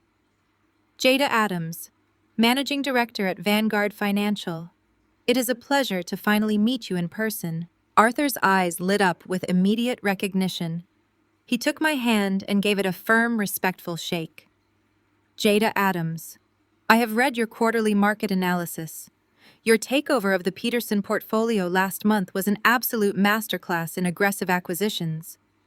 I did not realize you knew Trent. I do not know him professionally, Arthur. I said, my voice perfectly conversational but loud enough for the entire circle to hear. But I am highly familiar with his financial structure. Trent was just telling me about his upcoming Series B pitch. It is incredibly ambitious considering Apex Innovations is currently in default on a $5 million predatory commercial bridge loan. The color drained from Trent's face so fast he looked physically ill. Jada, shut up, he hissed, panicked sweat beading on his forehead. Arthur. She does not know what she is talking about. She is just a disgruntled relative. I did not break eye contact with Arthur. He has zero proprietary software, Arthur. He has zero liquid capital. The only reason he secured his initial bridge loan was by heavily leveraging his in-laws' residential property as collateral. He is completely over-leveraged, and his debt is toxic. Vivian let out a strangled cry, pressing her hand to her chest. How dare you discuss our private family business in public, she hissed, her country club manners entirely forgotten. You are ruining him. I am protecting the market, I corrected her smoothly. Arthur took a very deliberate step away from Trent, brushing his suit jacket, as if Trent had suddenly become contagious. Is this true, Trent? Arthur asked, his voice dangerously quiet. Are you pitching me a hollow shell company while sitting on $5 million in defaulted commercial debt? Arthur, please, Trent stammered, literally holding his hands up in a pleading gesture. The loan is perfectly manageable. My original creditors are completely willing to restructure the timeline. I just need a bridge investment to cover the gap. They are absolutely not willing to restructure Trent, I said, turning to face him. The predator's smile finally breaking across my face. Because your original creditors no longer own your debt. I do. Trent stopped breathing. Chloe gripped his arm, her perfectly manicured nails digging into his suit jacket. Vivian let out a sound like a dying animal. My firm purchased your commercial note in its entirety 48 hours ago. I stated, my voice ringing out like a judge reading a death sentence. You missed the balloon payment at noon today. You are officially in default, which means I am initiating immediate foreclosure on Apex Innovations, and I am seizing the collateral pledged by your guarantors. Arthur Sterling let out a low, appreciative whistle. He looked at Trent with absolute disgust. Do not ever approach me at a charity function again, he said sharply, before turning and disappearing into the crowd. Trent looked like he was going to vomit. He stared at me, his mouth opening and closing wordlessly. Chloe was openly weeping, ruining her professional makeup, while Vivian clutched the edge of a cocktail table to keep from collapsing. The entire social circle they had spent days poisoning against me was now staring at them in stunned, humiliated silence. I took a slow sip of my sparkling water, savoring the absolute destruction of their facade. Keep my name out of your church gossip, Vivian, I said, looking down at the woman who had spent my entire life trying to break me. And keep your checkbook handy. You are going to need every single penny you have when I evict you. I will see you all at Thanksgiving dinner tomorrow. Save me a seat at the head of the table. I turned back to the waiter Vivian had flagged down just moments earlier. He was still standing there, frozen, holding a silver tray with a perfectly mixed martini. I placed my sparkling water onto the tray and picked up the expensive cocktail instead. Thank you, Vivian, I said, raising the glass in a mock toast. I will happily accept the drink. I took a slow, deliberate sip. Across the ballroom, Trent was already in full panic mode. Arthur Sterling had just publicly humiliated him, and in the high-stakes ecosystem of Atlanta venture capital, blood in the water attracts sharks. Trent knew his window to secure survival capital was closing in real time. He shoved past a stunned Chloe and practically sprinted toward a group of 3 older men standing near the grand piano. I recognized them immediately. They were the executive board of the Sterling Syndicate. The backup investors Trent had been desperately courting for weeks. I did not rush. I took another sip of my drink and casually strolled over, allowing Trent exactly enough time to launch into his frantic, desperate pitch. "It is a minor cash flow hiccup, gentlemen," Trent was stammering as I approached. He was wiping sweat from his brow, his voice artificially pitched an octave higher. "Apex Innovations is built on hyperscaling architecture. Once we secure this bridge round our user acquisition will completely outpace the market average. The algorithm is disruptive. It is revolutionary." I stepped seamlessly into the circle of men projecting the quiet, gravitational pull of a predator. The three investors immediately stopped looking at Trent and turned their attention to me. They knew exactly who I was.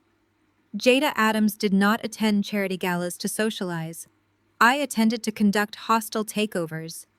Trent choked on his words, his eyes darting wildly. "Jada, what are you doing?" I looked at the lead investor, a man named Harrison, who had been a client of my firm for 3 years. I offered him a polite smile before turning my gaze back to the sweating fraud in front of me. "Your customer acquisition cost outpaces your projected lifetime user value by a lethal ratio of 4-to-1, I stated, my voice carrying crisp and clear over the string quartet. "Your core software architecture is just a white-labeled clone of a free open-source framework, meaning Apex Innovations possesses absolutely zero proprietary intellectual property. And since your current operational burn rate will completely deplete your remaining cash reserves in exactly 12 days, this is not a venture capital opportunity. It is a charitable donation to a bankrupt LLC." 3 sentences. That was all it took. The silence that fell over the small circle of investors was absolute. Harrison looked from me to Trent, and the polite curiosity in his eyes instantly hardened into cold financial disgust. He did not ask Trent to verify my claims. My reputation for forensic accounting was flawless. "I think we have heard enough," Harrison said, buttoning his suit jacket with a finality that sounded like a coffin slamming shut. "Do not contact our offices again, Trent." The 3 men turned and walked away without a single backward glance. Trent stood completely paralyzed, watching his last remaining lifeline vanish into the crowd of tuxedos and ball gowns. The illusion of his genius tech bro persona was shattered into a million irreparable pieces. I handed my half-empty cocktail glass to a passing busboy, smoothed the front of my jacket, and walked out of the ballroom. My work here was done. The November air was biting as I stepped out onto the marble portico of the hotel. I handed my ticket to the valet attendant and wrapped my cashmere coat tightly around my shoulders, breathing in the sharp, clean scent of the impending winter. I did not hear him coming until he was right behind me. "You think you are so smart." I turned around slowly. Trent had followed me out of the gala. He looked deranged. His perfectly styled blonde hair was plastered to his forehead with sweat, and his eyes were wild with cornered animal rage. The charming, polished facade he used to mesmerize Vivian and Calvin had completely vanished. He stepped into my personal space, trying to use his physical size to intimidate me. "You think you can just walk in here and ruin my life?" Trent snarled, his voice a venomous whisper as he pointed a shaking finger at my face. "You are nothing but an arrogant, classless outsider. You have always been jealous of me.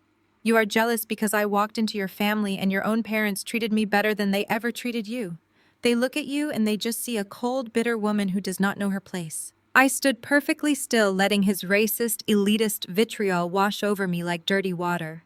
He was showing his true colors, throwing around words like classless and knowing her place to remind me of the racial and social hierarchy he believed he sat atop. "You think you can beat me?" "Jada," Trent hissed, leaning in closer. "You think buying some commercial paper makes you a winner? Calvin is terrified of losing his country club status. I already talked to him. He is going to sign the deed of that historic property directly over to me to cover the bankruptcy. I am going to own your family's house by Monday, and there is absolutely nothing you can do about it. Because they love me more than they love you." He smiled, a nasty, triumphant sneer that highlighted the sheer depth of his delusion. He truly believed his white privilege and Vivian's desperate need for social validation would shield him from the laws of commercial finance. He did not understand that a deed transfer meant absolutely nothing when the primary lien holder had already seized the collateral. The valet attendant pulled my sleek black town car up to the curb. The engine purred softly in the cold air. I looked at Trent, analyzing the pathetic, desperate man standing in front of me. I did not raise my voice. I did not insult him. I simply lifted my wrist, pushing back the sleeve of my cashmere coat to reveal the glittering face of my Cartier watch. I tapped the crystal dial twice with my index finger. "See you at Thanksgiving, Trent," I said softly. I turned my back on him, walked down the marble steps, and slid into the quiet luxury of the waiting car. As the driver pulled away from the curb, I looked out the tinted window and watched Trent standing alone in the freezing valet lot, screaming silently into the night. He thought the war was over. He had no idea the real slaughter was scheduled for dinner tomorrow. I stood outside the private dining room of the Oak Ridge Country Club, listening to the muffled sounds of clinking crystal and polite laughter. Trent's booming, arrogant voice drifted through the heavy mahogany doors. He was giving a toast. He was speaking about the value of loyalty and the burden of carrying the family legacy on his highly successful shoulders. I placed both hands flat against the brass push plates and shoved the doors open. They hit the wall stoppers with a sharp crack that echoed like a gunshot. The entire room froze. The private dining suite was draped in obscene opulence. A massive 20-person table dominated the center of the room, covered in white linen, towering floral arrangements, and silver platters of catered holiday food. Trent sat at the absolute head of the table, holding a champagne flute like a reigning monarch. Chloe sat to his right, dripping in her least jewelry. Vivian was seated to his left, looking like a proud queen mother. Extended family members and several high society couples I recognized from First Fellowship filled the remaining seats. I did not bring a green bean casserole. I brought a thick manila folder heavy with certified legal destruction. I wore a crimson-tailored suit that fit like a second skin, and my heels struck the hardwood floor with synchronized lethality as I walked directly toward the head of the table. Vivian recovered from her shock first. Her chair shrieked against the floorboards as she sprang to her feet. The veins in her neck strained against her pearl choker. "What are you doing here?" Vivian demanded, her voice shrill and trembling with rage. She immediately turned toward the doorway, snapping her fingers frantically at a terrified-looking maitre d'. "Security. I need security in here immediately. This woman is trespassing. She is having a severe mental breakdown and needs to be escorted off the premises right now." The extended family members whispered among themselves, exchanging horrified glances. Trent slowly set his champagne flute down. He leaned back in his tufted leather chair, trying to project an aura of untouchable wealth, but the slight tremor in his jaw gave him away. He still thought his desperate play with Calvin had saved him. "Go find an Uber, Jada," Trent sneered, pointing a finger toward the exit. "You do not belong at this table. You could not handle seeing us thrive, so you came here to make a scene. It is pathetic. Go home before you embarrass yourself any further." I did not stop walking until I reached the center of the table right between Trent and Vivian. I looked down at the perfectly roasted turkey and the crystal centerpieces. Then I slammed the thick manila folder down onto the pristine white tablecloth. The sound made several guests physically flinch. "I am not here to eat your dry turkey, Trent," I said, my voice perfectly level and dangerously calm. "I am here to serve you with official notice of foreclosure. You missed your 24-hour cure period. Your company is officially bankrupt, and the corporate veil has been pierced." Trent scoffed, but the sound was completely hollow. He crossed his arms over his chest, clinging to his last pathetic delusion. "You are bluffing. You do not own anything. I spoke to Calvin this morning. He already signed the paperwork. The deed to the Cascade Heights house was transferred to my holding company an hour ago.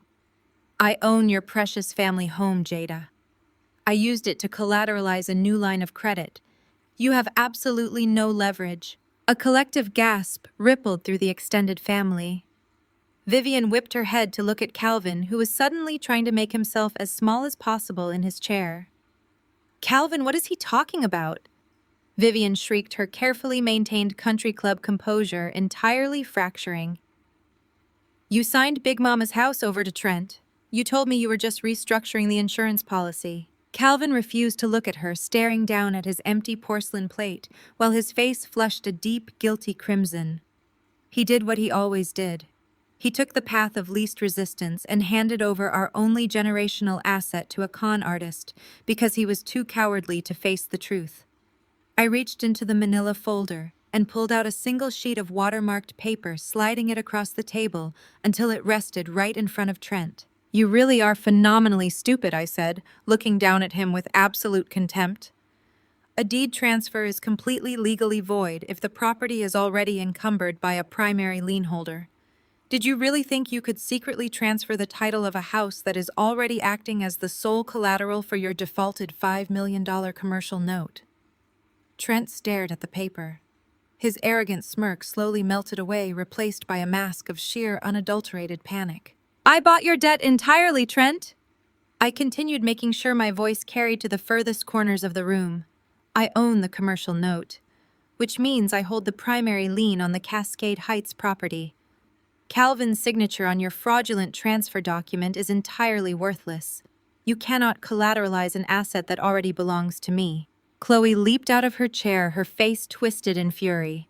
You are lying. Trent is a CEO. His company is worth millions.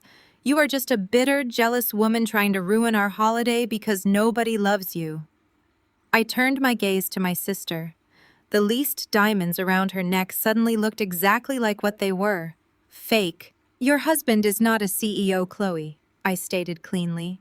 He is a fraud who leases his cars, rents his office space, and uses open-source code to trick gullible investors. He has exactly $412 in his corporate operating account. And as of noon today, I have legally seized every single asset attached to his name, including the house you are currently living in. Vivian collapsed back into her chair, clutching her chest. She looked from me to Trent and then to Calvin. The entire illusion of her elite dynasty was burning to the ground in front of her country club friends, and she could not do a single thing to stop it. The church gossip was dead. The smear campaign was useless. The paper trail was absolute. Trent jumped up, knocking his heavy chair backward onto the floor. He lunged toward the table, grabbing the legal notice and frantically scanning the text.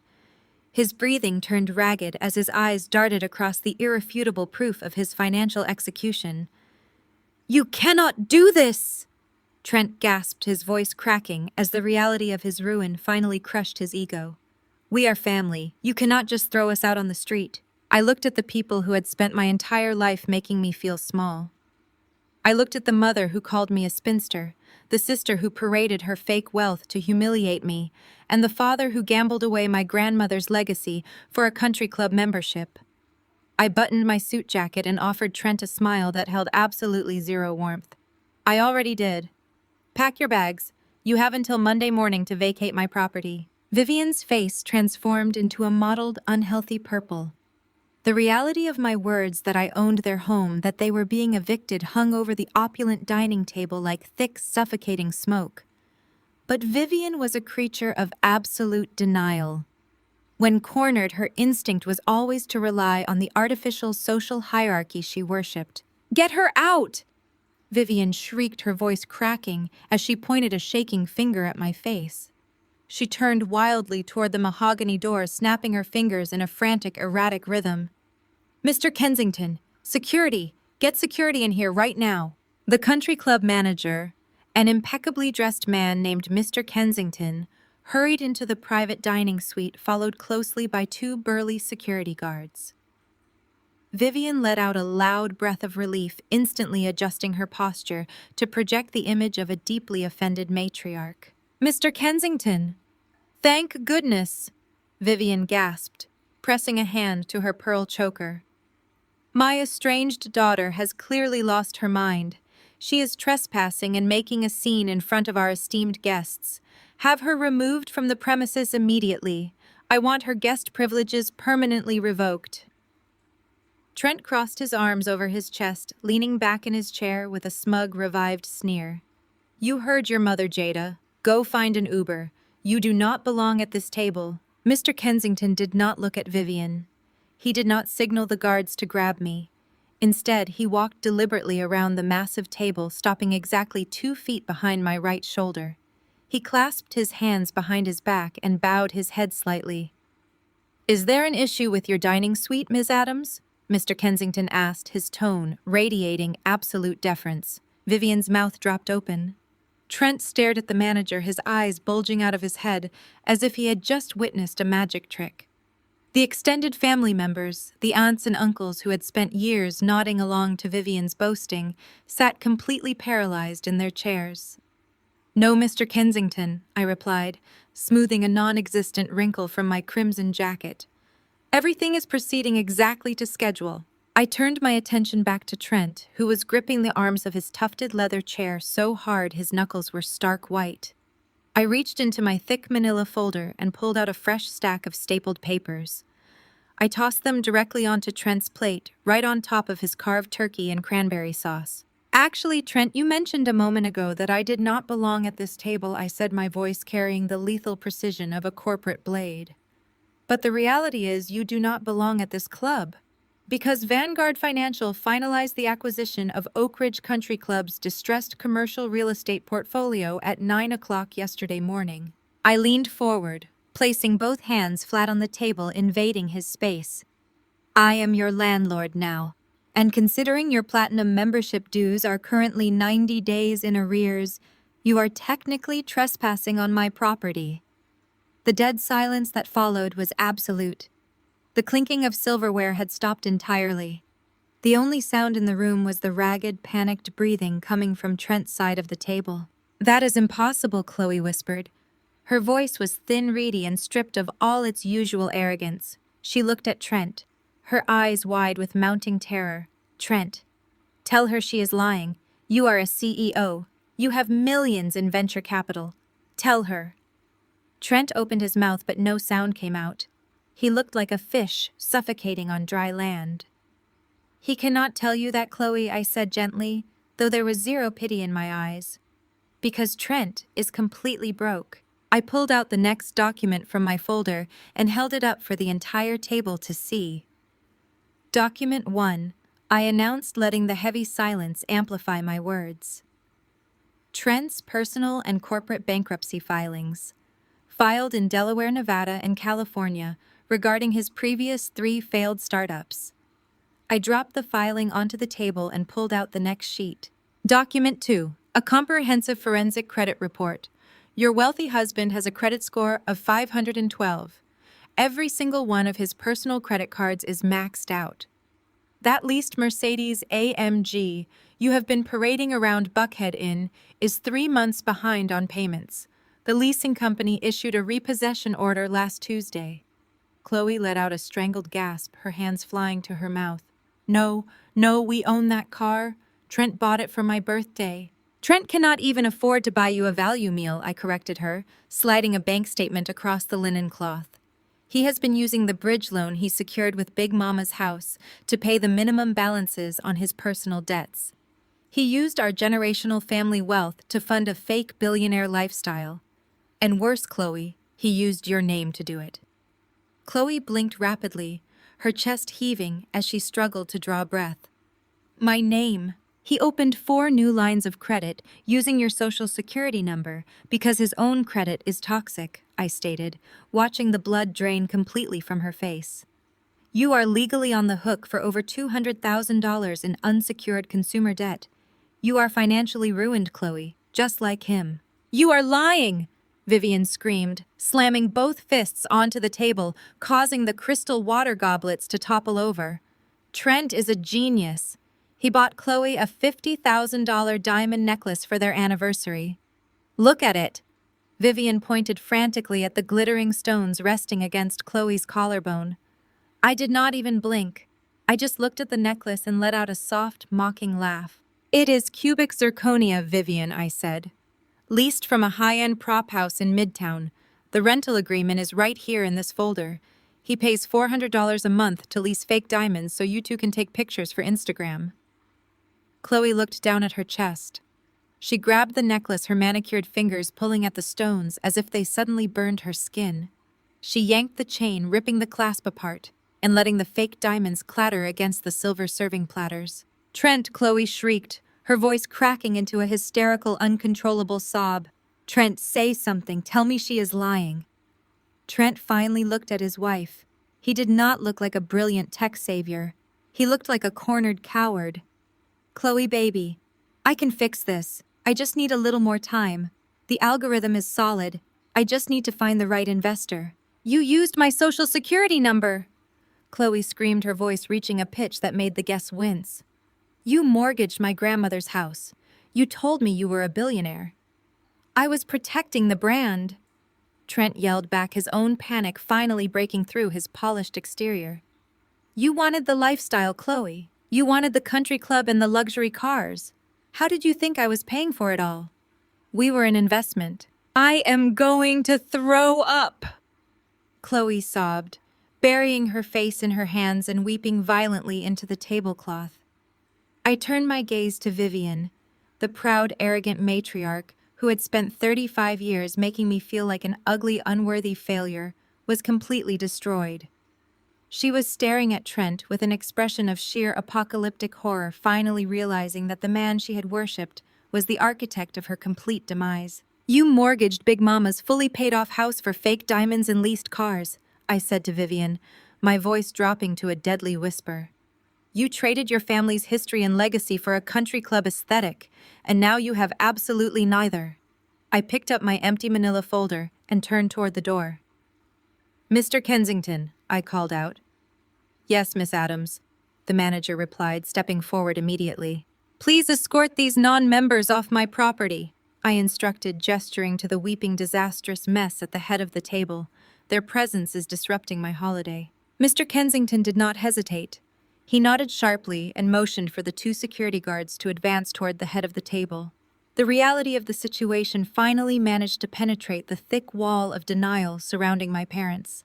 Calvin leaped out of his chair, his face a sudden mask of terrified realization. He reached across the table, his hand hovering over the foreclosure notice, as if touching it would make it real. "Wait a minute. Jada..." Calvin stammered, his voice dropping an octave as he desperately tried to assert some kind of parental authority. "You cannot just take the house. That is your grandmother's house. Big Mama left that property to me. It is our family legacy. You cannot evict your own parents." I did not back down. I reached into the manila folder one last time and pulled out the second document. It was a thick stack of stapled parchment paper bearing the official seal of the county clerk. I held it up high so Calvin could see exactly what it was. "Document 2, I said, my voice slicing through the heavy air of the dining room. "The original mortgage and deed of trust for the Cascade Heights property. The house, Big Mama scrubbed floors for 30 years to pay off. The house she left to you, Calvin, so our family would always have a foundation. And what did you do with her legacy? You secretly signed it over to a broke con artist to cover his debts because you were terrified of losing your precious country club membership." Calvin shrank back as if I had struck him physically. He looked frantically at Vivian, but she was too busy staring at the fake diamonds scattered across the tablecloth to offer him any support. "You did not care about Big Mama's legacy when you handed the deed to Trent." I continued, stepping closer to my father and forcing him to look me in the eye. "You gave away our generational wealth to a man who secretly despises you. But the foreclosure stands, Calvin. The bank was going to seize the property by Friday. I bought the paper, which means Big Mama's house belongs to me now. It is safe from your absolute incompetence. You and Vivian have exactly 30 days to vacate the premises." The silence that followed was broken by a sudden agonizing shriek from the other end of the table. Chloe had been staring at the credit reports, her hands tangled in her hair. She finally understood the magnitude of what Trent had done to her. She lunged at him, her perfectly manicured nails clawing at his expensive suit jacket. "You ruined me!" Chloe screamed, hitting his chest with her closed fists. "You used my social security number. You put $200,000 of debt in my name. I am going to jail because of you. You lied to me about everything." Trent stumbled backward, trying to push her away.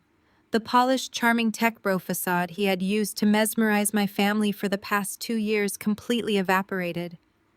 His face twisted into an ugly, vicious snarl. He grabbed Chloe by the wrists and shoved her hard against the edge of the dining table. "Shut up, you stupid, hysterical brat!" Trent roared, his voice echoing violently off the mahogany walls. "You think you are a victim. You gladly spent the money. You loved parading around acting like you were elite. You never once asked where the cash was coming from as long as you got to play the part of a wealthy trophy wife."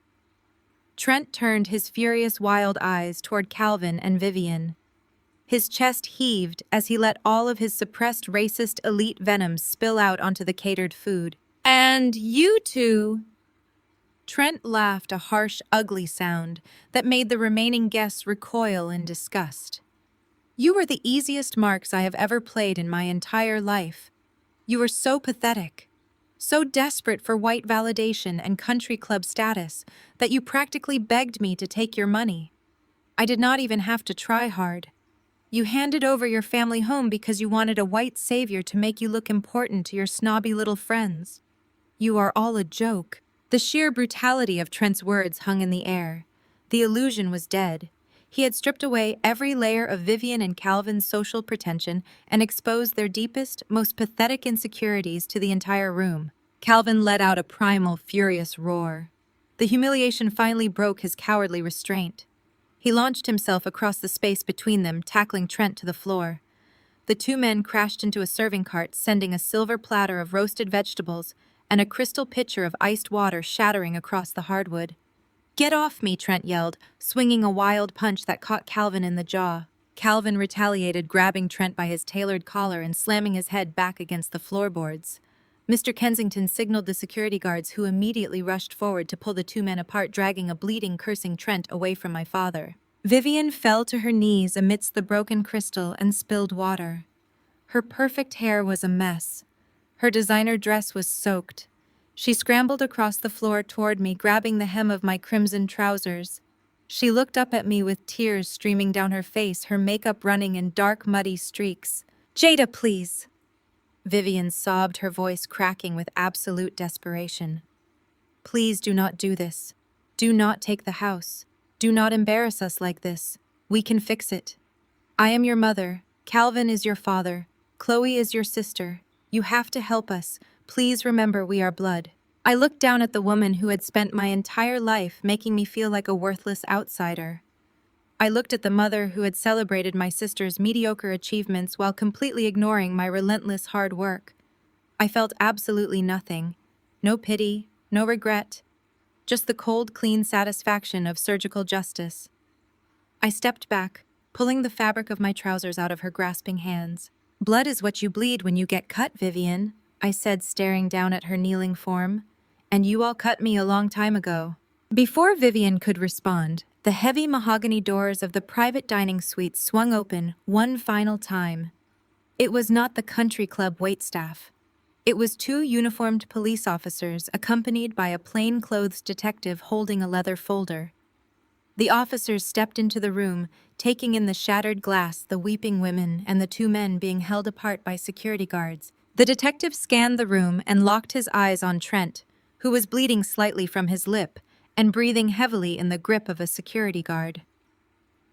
"Mr. Trent Sterling," the detective said, his voice projecting absolute authority over the chaotic room. "We have a federal warrant for your arrest.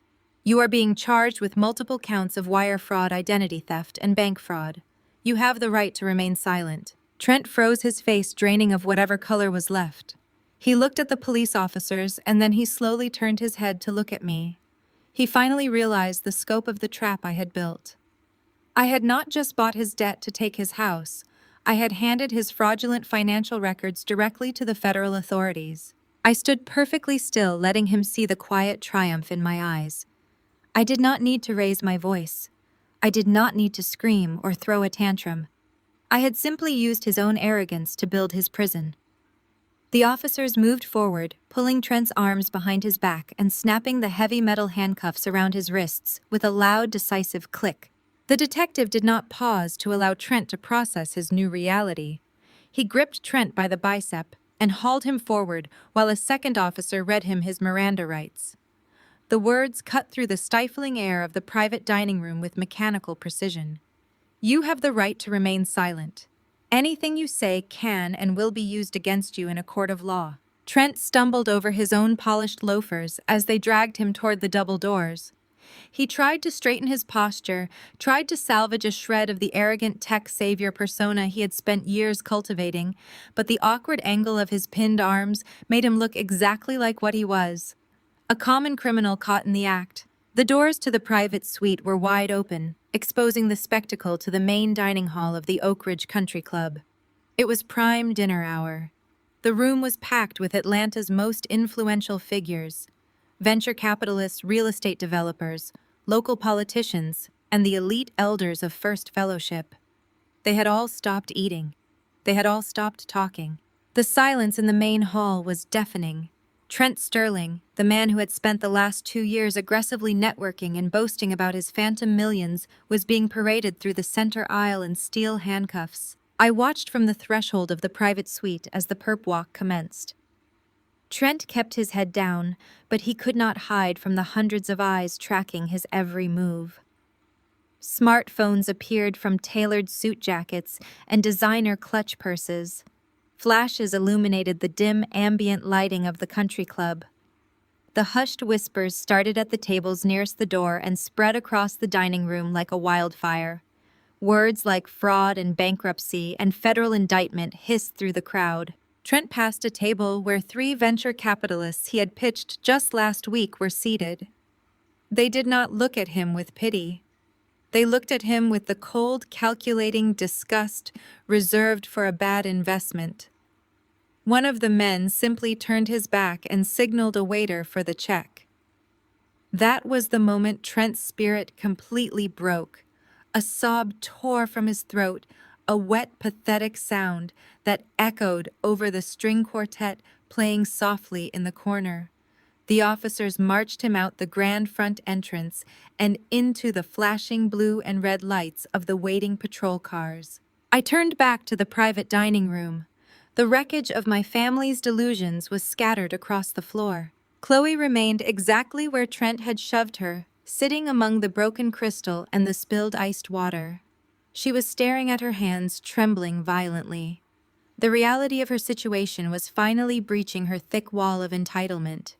Her husband was going to federal prison. Her leased luxury cars were being repossessed. Her bank accounts were frozen. And she was legally responsible for $200,000 of unsecured debt.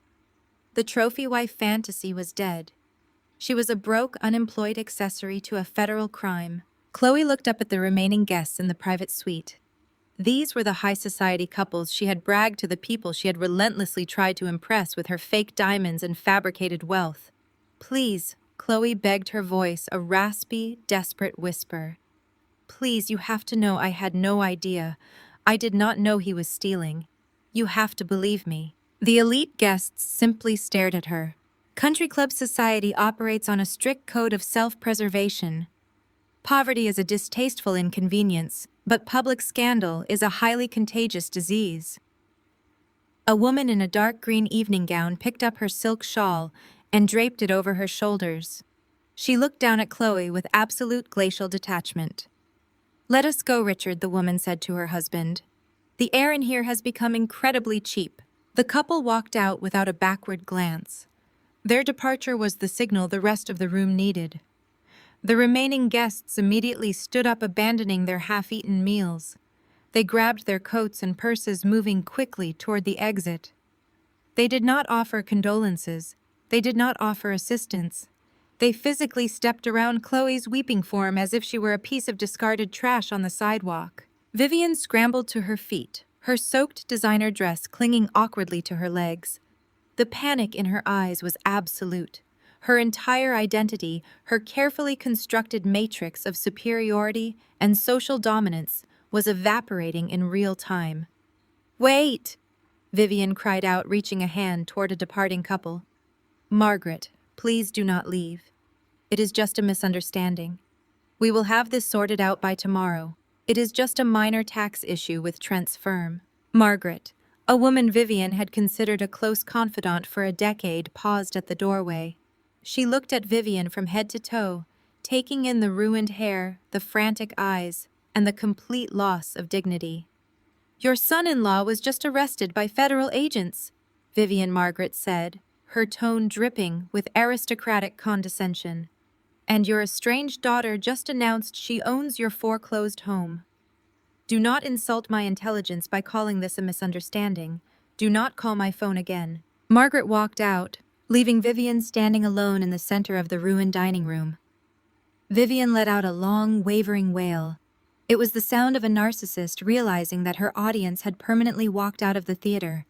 The social standing she had prized above the love of her own children, above basic human decency, above truth itself was entirely gone. She was nothing now, just a bankrupt woman facing eviction from a house she had allowed a con artist to steal. Calvin remained slumped in a chair near the corner of the room. He was bleeding sluggishly from a cut on his bottom lip where Trent had struck him.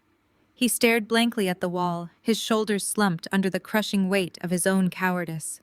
He had traded Big Mama's legacy for a seat at a table that had just publicly expelled him. He had nothing left to say. I stood quietly, taking in the full measure of their destruction. There was no anger left in my chest. There was no lingering resentment. The fire that had driven me to build my firm, to buy their debt, to orchestrate this exact moment, had completely burned out, leaving behind a cool, unshakable peace. I reached down and picked up my manila folder from the table. I tapped the edges against the mahogany wood, aligning the papers perfectly. I turned and walked toward the exit. My crimson heels clicked against the hardwood floor with a steady, rhythmic finality. "Jada." Chloe screamed from the floor. Her voice was raw and broken. "Jada, you cannot leave me like this. You have to help me. I am your sister. I did not break my stride. Jada, please." Vivian wailed, her voice echoing down the hallway. I did not turn my head. I walked through the empty corridor past the shocked waitstaff and out into the grand lobby of the Oak Ridge Country Club. The heavy brass and glass doors parted for me, and I stepped out into the crisp November night. The flashing lights of the police cruisers had already faded into the distance. The valet attendant hurried forward, bringing my sleek black town car to the curb. I handed him a crisp bill slid into the leather interior of the back seat and instructed my driver to take me home. I looked out the tinted window as the country club disappeared behind the trees. The war was over and the slate was entirely clean. The morning sun over Atlanta was bright and cold when the intercom in my penthouse chimed. It was the lobby concierge. My parents were downstairs. They had been sitting in the waiting area for over 2 hours, refusing to leave until they spoke with me. I did not invite them up to my sanctuary.